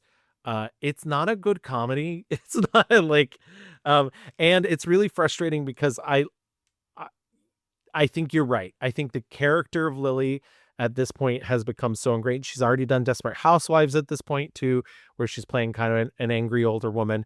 And in this one, like, it's too much. It's like that she's like angry feminist to the nth degree, and it's not a real character.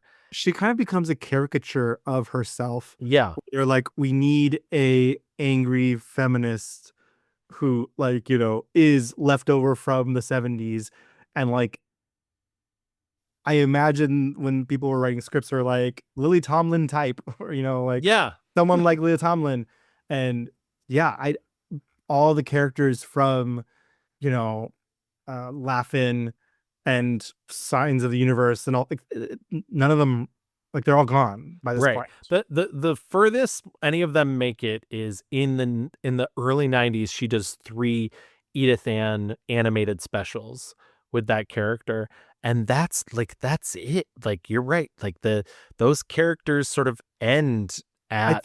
I think Search for Signs really is like kind of the culmination.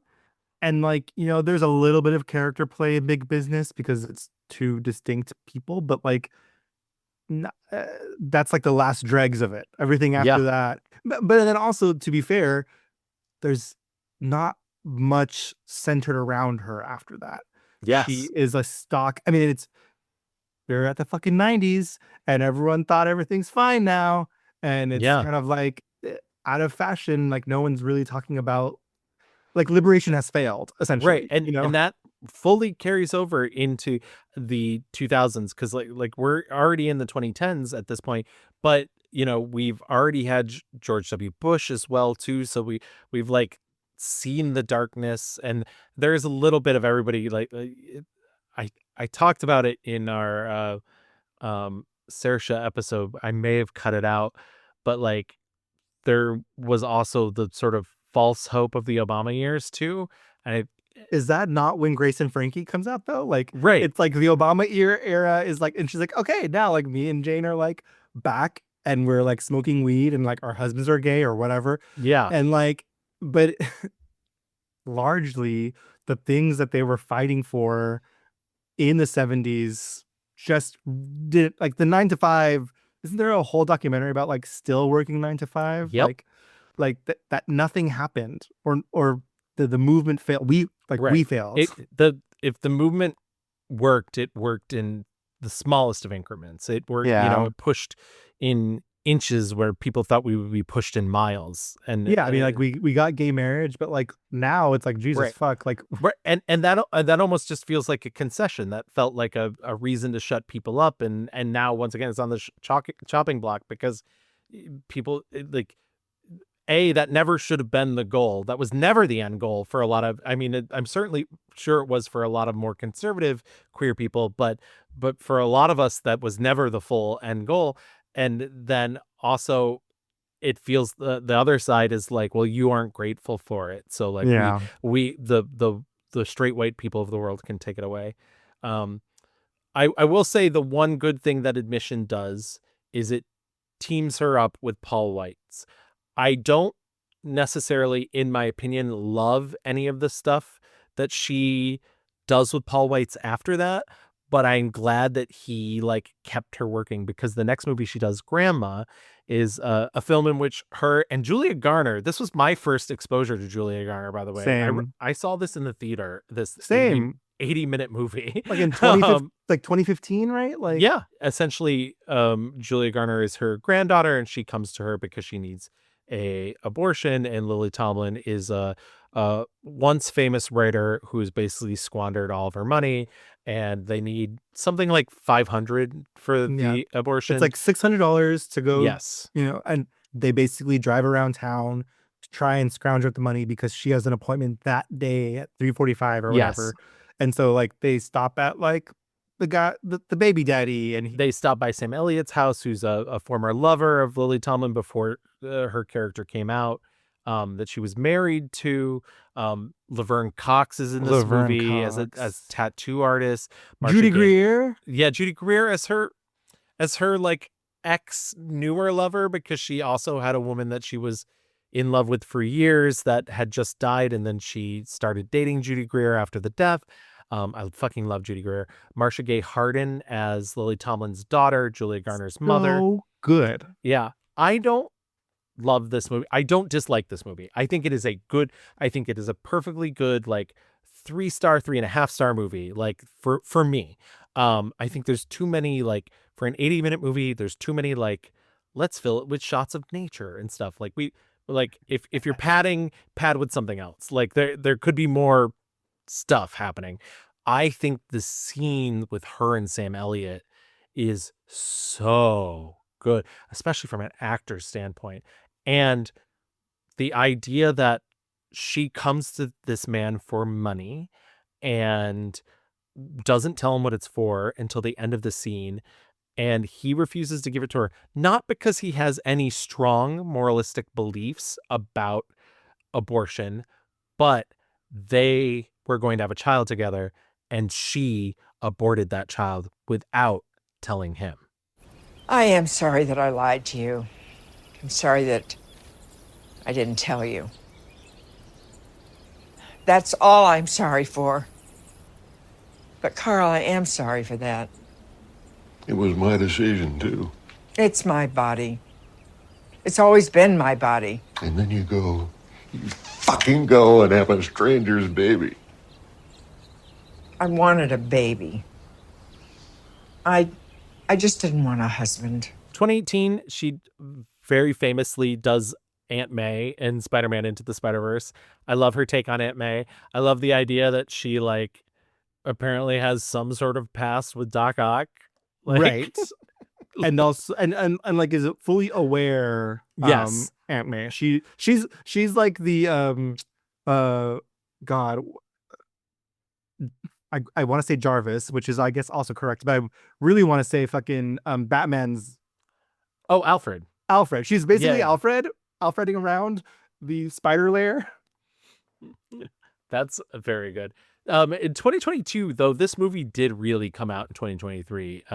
She does Moving On, which is her, to this date, final collaboration with Paul Weitz, which is a film that he wrote and directed, in which she and Jane Fonda get together after a mutual friend of theirs has died. And Jane Fonda has decided she's going to kill this mutual friend's widow husband, played by Malcolm McDowell, because at some point in the past, Malcolm McDowell had raped her and she kept it a secret, and it ruined her relationships too, because she was in a marriage with Richard Roundtree, who's great in this movie. And Lily Tomlin was she's an old lesbian, and she was in love with this woman who passed away, and they had a relationship, and this woman couldn't handle it and basically like re-straighted herself. It's another movie where I'm like, part of me really wants to love this. I love ideas in it. I think this is tonally all over the place. Again, I just kept thinking, like, from top to bottom, Lily is making these movies about queer people, about, women. And I don't think it's a perfect movie by a long shot, but I was like, wow, she is putting her money where her mouth is. And I mean, though I guess I don't fucking know, the next year or whatever, she does 80 for Brady. But like, I don't know, maybe she's using the money to do that. I don't know. Is it, I was moved in certain ways in Moving On. Yes. And I agree. Like, I was too. I just found the tonal whiplash of, Correct. I liked both things. I was just having problems with watching both things try to exist in the same place. You did just mention 80 for Brady. I do just want to say, by the way, and we've talked about Grace and Frankie because we talked about it on our Jane Fonda episode. I feel like we also talked about another episode. I've tried twice. I did not try this time. I just can't get into it. It's just not for me. No. It I'm sure there's, and like you said, like it's very Obama era. It ends in 2022. Like it just is what it is. But yeah, 80 for Brady is her final movie to date. It's a movie which her, Jane Fonda, Rita Moreno, former subject, and also Sally Field, former subject. We've done all of them. Oh my We've done God. all We've not only completed the 9 to 5, we've completed the 80 for Brady. And it's a commercial for Tom Brady, in Yep. which these 4 older women who really got drawn together by football for whatever interesting means. Like Sally Field loves it because of the mathematics involved and whatnot, and that Lily Tomlin tries to win them tickets to the Super Bowl, and basically gets them there sort of under false pretenses. They don't actually win the tickets and whatnot, and it's because her doctor has alerted her that she might have a reoccurrence of cancer that previously menaced her in her life. Isn't that so crazy though? Like, it's the threat of the potential for the Right. reoccurrence. Because Yes. if I'm remembering correctly, she finally opens up the thing and it's like, fine. Yeah, Like, you're she's fine. Yeah. Yeah, this is a commercial for Tom Brady. I again like wanted to have fun. Was the fun in the room with us? I could not find her. Yeah. I mean, and that's sort of like where her career is at the moment. She's not like, once again, not really doing comedy. They did revive, she did years later in the early 2000s revive Searching for Signs of Intelligent Life in the Universe. And then in 2021, Cecily Strong did it. It was a limited engagement, I believe. Yeah. In terms of her personal life, as we've mentioned, she is a homosexual, which is why we're doing her for Pride, why you voted for her for May Madness. In 2008, she said, quote, "Everybody in the industry was certainly aware of my sexuality and of Jane. In interviews, I always reference Jane and I talk about Jane." On December 31st of 2013, Lily Tomlin and Jane Wagner married in a private ceremony in Los Angeles after being together for 42 years, which Incredible. I love. Obviously, we've talked about our politics. She's a feminist, gay friendly. She's been doing that her entire career. She's incredibly awarded. She's very close to an EGOT. She unfortunately does not have an Oscar, but she does have an Emmy, several Emmys. She has a Tony. She has both a Tony for Signs of Intelligent Life in the Universe and the special Tony she got for appearing nightly. And she does have a Grammy for her comedy album. So she's so close to EGOTing. If we could just get her the final Oscar role that she deserves. And then just real quick, in terms of charities, because I do like talking about charities, she's a big supporter of the Ed Asner Family Center, GLSEN, which is the Gay, Lesbian, Straight Education Network, which is about education in schools and like anti-bullying and whatnot around gay children and whatnot. She's a big supporter of the Los Angeles LGBT Center, Petco Foundation, Screen Actors Guild Foundation, Save the Chimps. She's big on animals as well too. But yeah, I think that really wraps up Lily Tomlin. Why don't we move into our 1-star reviews and talk about some of her work that we didn't particularly like? I'm just so scared. My 1-star review just has to be 1978's Moment by Moment. I'm so sorry. It's bad. I'm so sorry, Jane. And apparently, like, there's a lot of nonsense behind the scenes. The movie was like taken away. Like, I don't think she had like final like edit on it at the end. Like we mentioned up top, this was her movie with John Travolta, where she's an older woman. Her character is kind of like socialite. She has like this frenemy who's always like creeping around, wanting to like get in her hot goss to like talk shit. She meets him at a pharmacy, right? Like, yes. And he kind of like is just this drifter guy who he's like that weird guy at the store. He like just wish he would leave you alone. You just want to do your business, but he keeps like bothering her and like keeps like, and she's on the beach and well, there he fucking is on the beach walking around and he's like, I better take my shirt off. And she's like, okay. It's just like so uncomfortable. Like for a lot of this movie, you're like, this woman's being like accosted. Yeah. And then he's stalking her. And then it like shifts into somehow an even more uncomfortable mode where she's like, wait, no, you're right. I am being a bitch.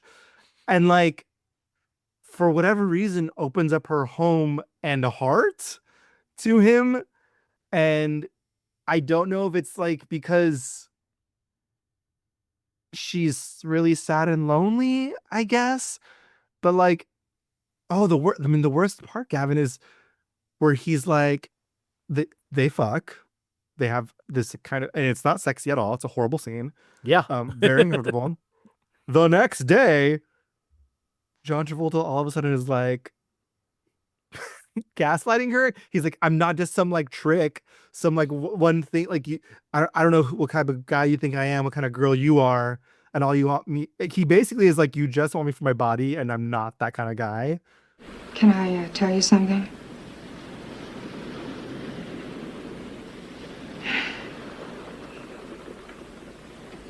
I've never had cheap sex before.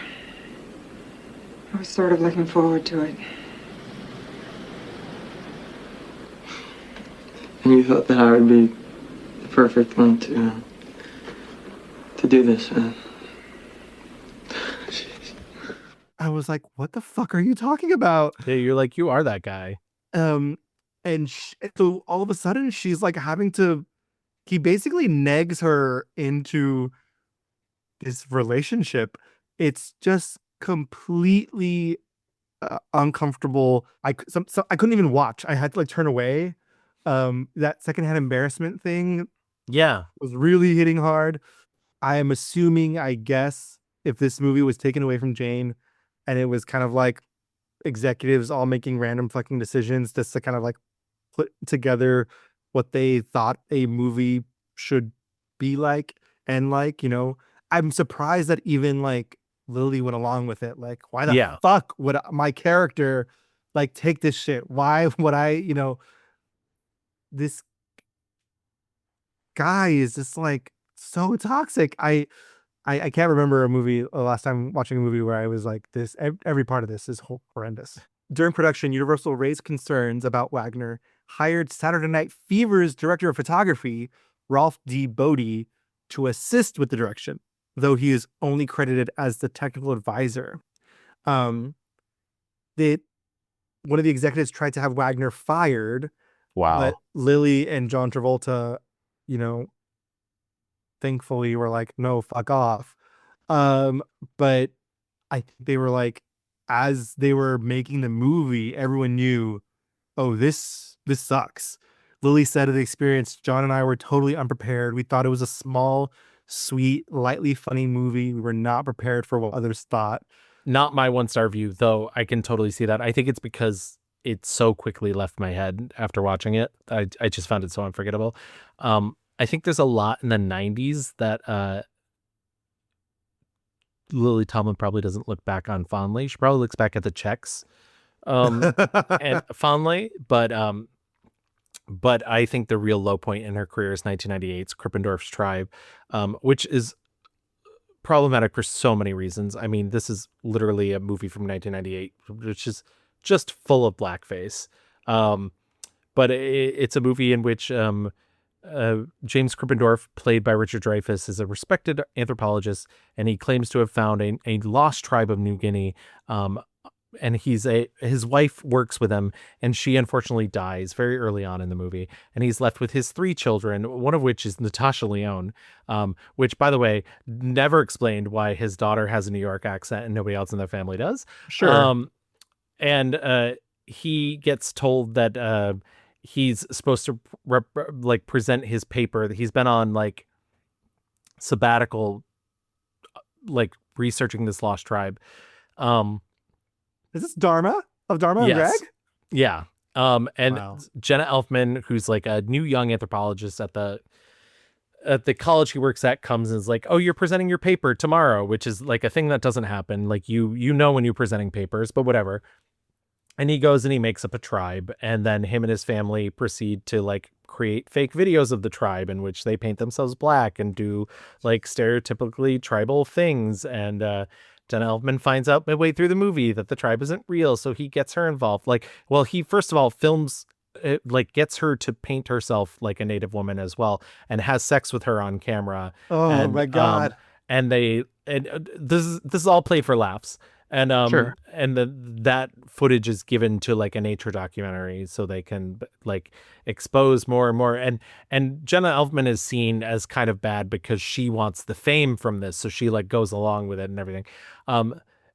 If you've noticed, I haven't mentioned Lily Tomlin yet, and the reason I haven't is because it's not a huge role, but she's basically the film's antagonist, and she is only an antagonist because she's a woman. That's it. She is Krippendorf's rival in this anthropology department, and she hates him, but it's okay because everybody else hates her. And why do they hate her? Because she's a woman. Like, it doesn't, she's not even presented as like particularly nasty. She's just kind of a woman existing who's like, I don't understand why. A woman in science? Yeah. Oh, unconventional, Gerald, for God's sake. This is tabloid anthropology. The Shalmikidmu demi-bra. It's tabloid. You're jealous. Oh, and you're ridiculous. I've never been jealous of anyone in my life. Bullshit. The Shalmikidmu have captured the imagination of the public. Unlike your musty old Galinkas, which by comparison strike me as, what's that word, boring? Krippendorf is sensationalizing this tribe for his own financial gain. Oh, get a grip! Professor, please, just please. Now, James's style may not be to your liking, but Miss Michelli is absolutely right. Thanks to Krippendorf's tribe, this department's reputation is growing by leaps and bounds, and I, for one, am delighted. Well, you may be falling for this Shalmikidmu crap, but every instinct in my body tells me that this stinks to high heaven. Excuse me, Ruth? I truly don't know why she took this role. It's against everything I think Lily Tomlin stands for, other than the money. And yeah, it's a horrible watch. It's racist, sexist. I'm sure it's homophobic at some point, but I checked out at a certain point. And yeah, but it's so bad. And fuck Richard Dreyfuss. So. Yeah. I was thinking, I was like, wait, don't we not fuck with Richard Dreyfuss? This, I mean, I don't think I've seen a more 90s VHS cover than this whole thing. They said, we need freaky deaky fake African guy and slutty Jenna Elfman. That by the way, the fake African guy is Richard Dreyfuss. So. Yeah, yes, of course. Well, yes. In like alleged tribal paint, I guess. Yep. And Jenna Elfman in the sluttiest little black dress, because obviously. Sure. And why, you know? And unfortunate. I feel like Lily should have known better. Yeah. Like, were the Miss Frizzle checks not coming in anymore? Like, what was going on? All right, let's get out of here and let's get into our 5-star reviews.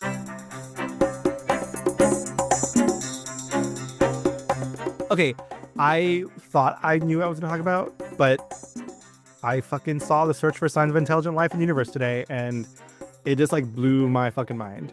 It really is astounding. Like I knew Lily could cook, but I didn't know that like she could cook this way.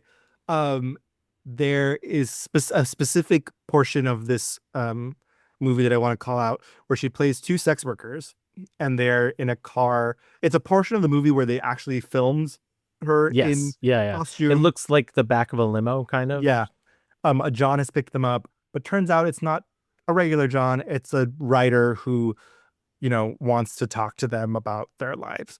And she's playing these two women, and she is just like the main one. I think it's Tina, is talking, you know, about like how you're the second writer who wants to talk to us, you know, this year. And she goes on this like, she has this huge monologue about meeting this young boy who is ashamed about, you know, because he's gay. And she talks about like the only reason why you should be ashamed is for feeling ashamed right now. And as these two sex workers are talking, and they do talk about sex, and they talk about how they have this idea for phone sex, and like that's how you reach millions, and you don't have to actually hook up with anybody. What you said before, you wasn't interested what's between my legs, huh? Just my life history? I got news. What's between her legs is her life history. Tina, well, me and Brandy got entrepreneurial plans. Telephone sex, reach millions. No germs and no hand-to-hand combat. Let's stop for a chocolate soda. Here, go around the block. Oh, Tina, look at that scrawny kid. Hey, it's 10 o'clock. Do you know where you are? Hooker specs! Leave me alone! She call us? Some kind of speck. That little throwaway. A few weeks she'll be all different, right, Tina? If she lasts. And one of the workers is like, hey, well, the byline it's going to say by the writer. It should say lived by us, don't you think? And then like it's one of those moments like in Nashville where she's just kind of processing the information. And as the camera passes over her, she's like, yeah, this entire fucking thing is about the creation of art and what it means and like its place in our life and our society. The I guess bigger, broader thesis is like, or plot, if you will, is there is a Trudy, who is the bag lady that we mentioned before. She communicates with aliens and has flashes of different people. And so as she flashes through, she's going to all these different characters. And they don't intersect per se, but they do. But they kind of do, I guess, is like the best way I can talk about it, because one of those sex workers does mention that young boy goes up to be a very famous hairstylist who ends up giving the bad haircut to one of the other characters. So there are some connections. You can like just kind of sit back and vibe and like laugh at the absurdity of some of these things, because it is absurd, or you can lean in and really being like, oh my gosh, she is fucking up like this women's liberation moment right here, or she is like really interrogating this middle America life, where she's really interrogating, I mean, the soup art. I was like there are thousands, millions of New York comedian theater people who fucking wish they could be on this level making art that, I mean, and she's doing physical like comedy, she's doing character work, voices, she's in drag. It's a stunning display of all of her talent, which is why I'm just like so confused as to like what happened after. And not that like her work wasn't good after, but like none of the work afterwards, I think, is utilizing all these talents and skills. Yeah. It's just kind of, she became this caricature of herself. And was playing a lot of secretaries. There were good secretaries. She was good at doing it. But I mean, she's playing like a 15-year-old and like grandparents and like hoity-toity business ladies and sex workers and doing like, I was astounded by it. It's really good. And so please go to YouTube and fucking search for it. And it's a great watch. Yeah, because I think it's sort of hard to find because it was done for HBO and whatnot. It's sort of harder to find now. I initially set off, and I think it's because like I love Altman and everything, and I think my brain was always like, it's got to be Nashville because I fucking love Nashville so much, and she's so brilliant. But it is just one role in a very large tapestry. And so I think you're right. And so I also think my 5-star review is The Search for Signs for Intelligent Life in the Universe, because it is sort of everything. And like you said, it, she's really grasping at a lot of ideas and processing them. And what feels like real time, but you also have to understand that this is all written. It's been done. It's been workshopped. She like really studies these characters and really is making a meal of it and doing all these really fantastical things. And like you said, and I also think it's interesting how, these are ideas that she's been dealing with her entire career. The thing that you mentioned about the woman being like, but lived by us, is also part of that Juke and Opal sketch, because a huge part of that sketch is these two young white people come in to like interview Richard Pryor to ask him about like what it's like living on the streets. Richard Pryor's making fun of the questions they're asking him. One of the guys is like, hey, listen, we don't make up these questions. And Lily Tomlin responds with, sorry, we make up these answers. And the meta narrative is of like, she is making art out of people she has seen. Right. Like, even though I think she has, ingested all this around her, she has not been a sex worker. She has Right. not been a bag lady. Right. And she's never run a diner, like, know? Right. But she is. And so there's like this meta commentary where she's like, is it like we're creating entertainment out of people's lived experiences, and like what is the difference between like that and how do we turn that into entertainment, and why is one more valuable than the other? And like it's just so sharp. You ask me if evolution was worth its salt. It should have evolved something better than survival of the fittest. Yeah, I think a better idea would be survival of the wittiest. At least that way creatures that didn't survive could have died laughing. Miracle exists. I have not seen anything like this since. The closest maybe is like Whoopi's one woman I thought show. a lot about that.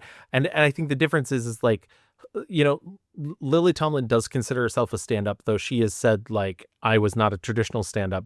Like the thing is that I was standing up in front of people. But when we did our Whoopi episode, which was forever ago at this point, I just kept thinking about how Whoopi didn't consider herself a stand-up. Yeah, it's wild. I mean, because like Lily is like asking questions in the same way that Whoopi is, but I think Lily is less like, isn't life crazy, and more like just kind of trying to poke holes into reality. Like it really is just kind of like whereas Whoopi is like going for the laughs. Whoopi is going for the entertainment of it all. This feels really heady, but not in a snobby way. It's just astounding. I it won the Drama Desk Award for unique theatrical experience. Well, yes, unique it is. I can't imagine seeing it on stage with just her doing it, like no costumes, just like. And I think that's what's really cool. I think the filmic version of this is really interesting. I think it does add to the experience. You're in this, like, it feels like you're in a black box, private like performance, and the visuals are really cool. The edits are really cool. I love the editing in it. Yeah, so I do think, like, I don't feel like we're copping out by picking a theater thing, because this filmed experience is very like specific for cinema. It's a cinematic. It's definitely a cinematic presentation of. Yeah, absolutely. Gavin, anything else we want to shout out that like we love? I mean, 9 to 5. How could you not talk about 9 to 5? Please, 9 to 5 is great. I do think Grandma is worth watching just because it's like all of the best parts of, like, she's being fierce, but she has like this kind of gooey center. Like, it's not. She escapes a little bit of the caricature in Grandma. I really like Grandma. Well, I think if you're going to shout out Grandma, then I've got to shout out Late Night, because I do really think Late Night is worth watching and should be seen by more people, because it does feel like it's kind of a lost movie from that era. Yeah, I'd agree.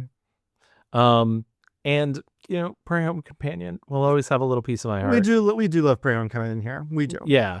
Before we get into our fast forward, why don't we do a little bit of our mixed review? My 1-star review was 1978's Moment by Moment. And my 1-star review was 1998's Krippendorf's Tribe. That sentence. It's gross. Crazy. My 5-star review is 1991's The Search for Signs of Intelligent Life in the Universe. Yes. And that was also my 5-star review. Yay. Let's get into our fast forward.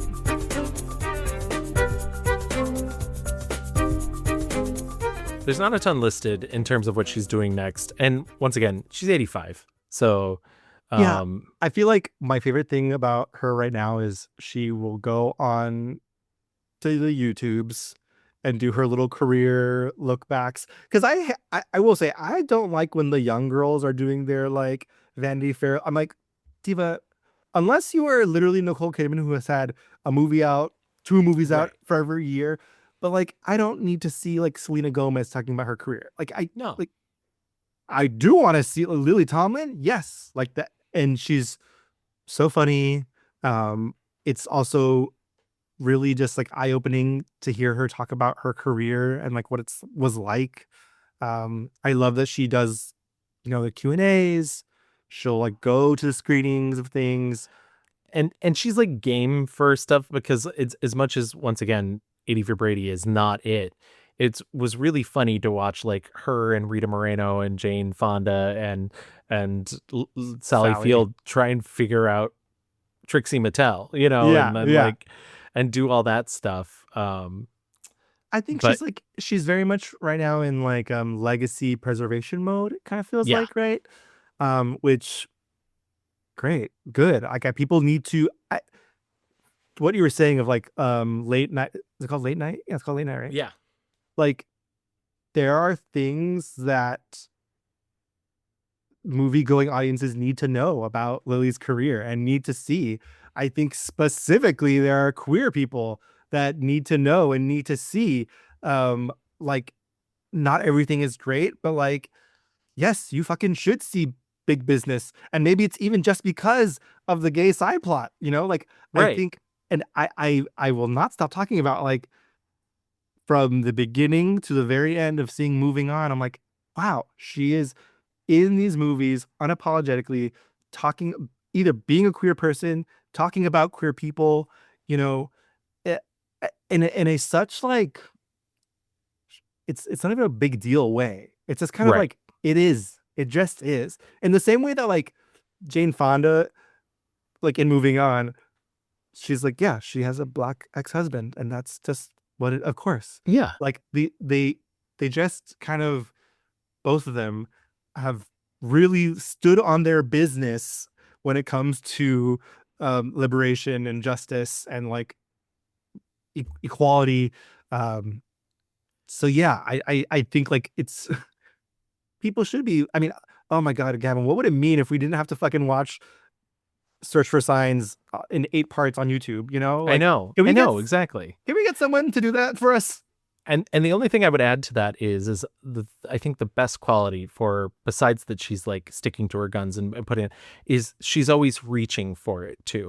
Like she's always trying to push it a little further by, she's not really complacent. That's why the stuff like 80 for Brady kind of hits wrong, because that does feel like the complacency stuff, or like some of the stuff in the 90s, because it does feel like, I mean, she's a human person. She needs to get paid and stuff too. She deserves a recognition. But I think, the stuff like Search for Signs, the stuff like even The Incredible Shrinking Woman, even though I didn't like it, like she's reaching for something and she's trying to like, it's pushing get to a deeper the truth. Word, like it's pushing the medium. I do wonder, and I do think the 90s were not great for women. Yes. The 90s were not, I mean, even though we would love to pretend they were. They no, of course, like, and she was, becoming older. She was already playing old women when she was so young. I imagine, and again, I talked about this at the very beginning, she must have just been going through had a lot of barriers for entry into all these things. And so, the things that were available to her were, secretaries. Also, we didn't mention, she went from theater to TV to film and back way before any of that conversation was going on. So, yes, in the 90s when it was running dry, she said, I'm going to get the checks I can get. Because I'm sure that these movies that are like 80 for Brady, Moving On, like these are all things that she's making with people that she's worked with before. Right. Like there's no more Robert Altman around to like call her up to do the thing. And I don't think that studios are probably like, yeah, let's get the old lesbo on. Like exactly. Yeah. I don't begrudge her reaching for the check in the 90s, because once again, I also, as I was saying earlier, I think she was, being hailed as a genius. She was being, told she was an icon and whatnot. And she's like, well, pay me then. Pay me like the, and we've talked about it many times before on this show that women don't get a lot of the opportunities that men do. And so, yeah, but I don't know. I don't know if I need her to do anything else now. No. And I think that's fine. You know, like literally, what if like the Lily Tomlin story hour, and she booked a theater every night. She just like, told stories about, people. I think that would be hilarious. I think she would be game also. We've been talking about it ever since our Jane Fonda episode, which was 5-6 years ago at this point. They're still talking about a 9 to 5 sequel. I don't need it at this point. Not from them. Not with them. And that's fine. That's fine. I think her icon status very securely, she's got it on lock. People will be talking. I mean, that's the thing. Like, people will be talking about her and her art for generations to come. What a great subject for our Pride episode this year. Absolutely. Thank you everyone for voting. Thank you so much. And if you want to contact us about anything else, it can be Pride, it can be Lily Tomlin, it could be any of our past subjects. It could just to tell Louis how nice his glasses look, because they look very nice right now. Thank you. You can find us on Blue Sky at The Mixed Reviews. Find us on Facebook. Just type in The Mixed Reviews. If you want to email us, you can email us at reviewsmixed@gmail.com. We're also over on Instagram at _mixed_reviews. And if you want to listen to our previous episodes like you've just listened to this one, you can listen to us on any major podcast app. We're on Apple, Spotify, Audible, Amazon, like I said, all the major ones. If you want to go there, you can leave us a 5-star rating and write us a little review. We'll read it on the show if you do. Or if you don't want us to, we don't have to. We're accommodating. We also want to mention we're part of the Glitter Jaw Network. Queer podcasting for your queer ears, honey. Absolutely. Perfect for Pride Month. And you can find us on Patreon. Membership to Patreon for us is just $5 across the board. We have 2 different tiers, but they're both $5, and you get the same content for both. Yay.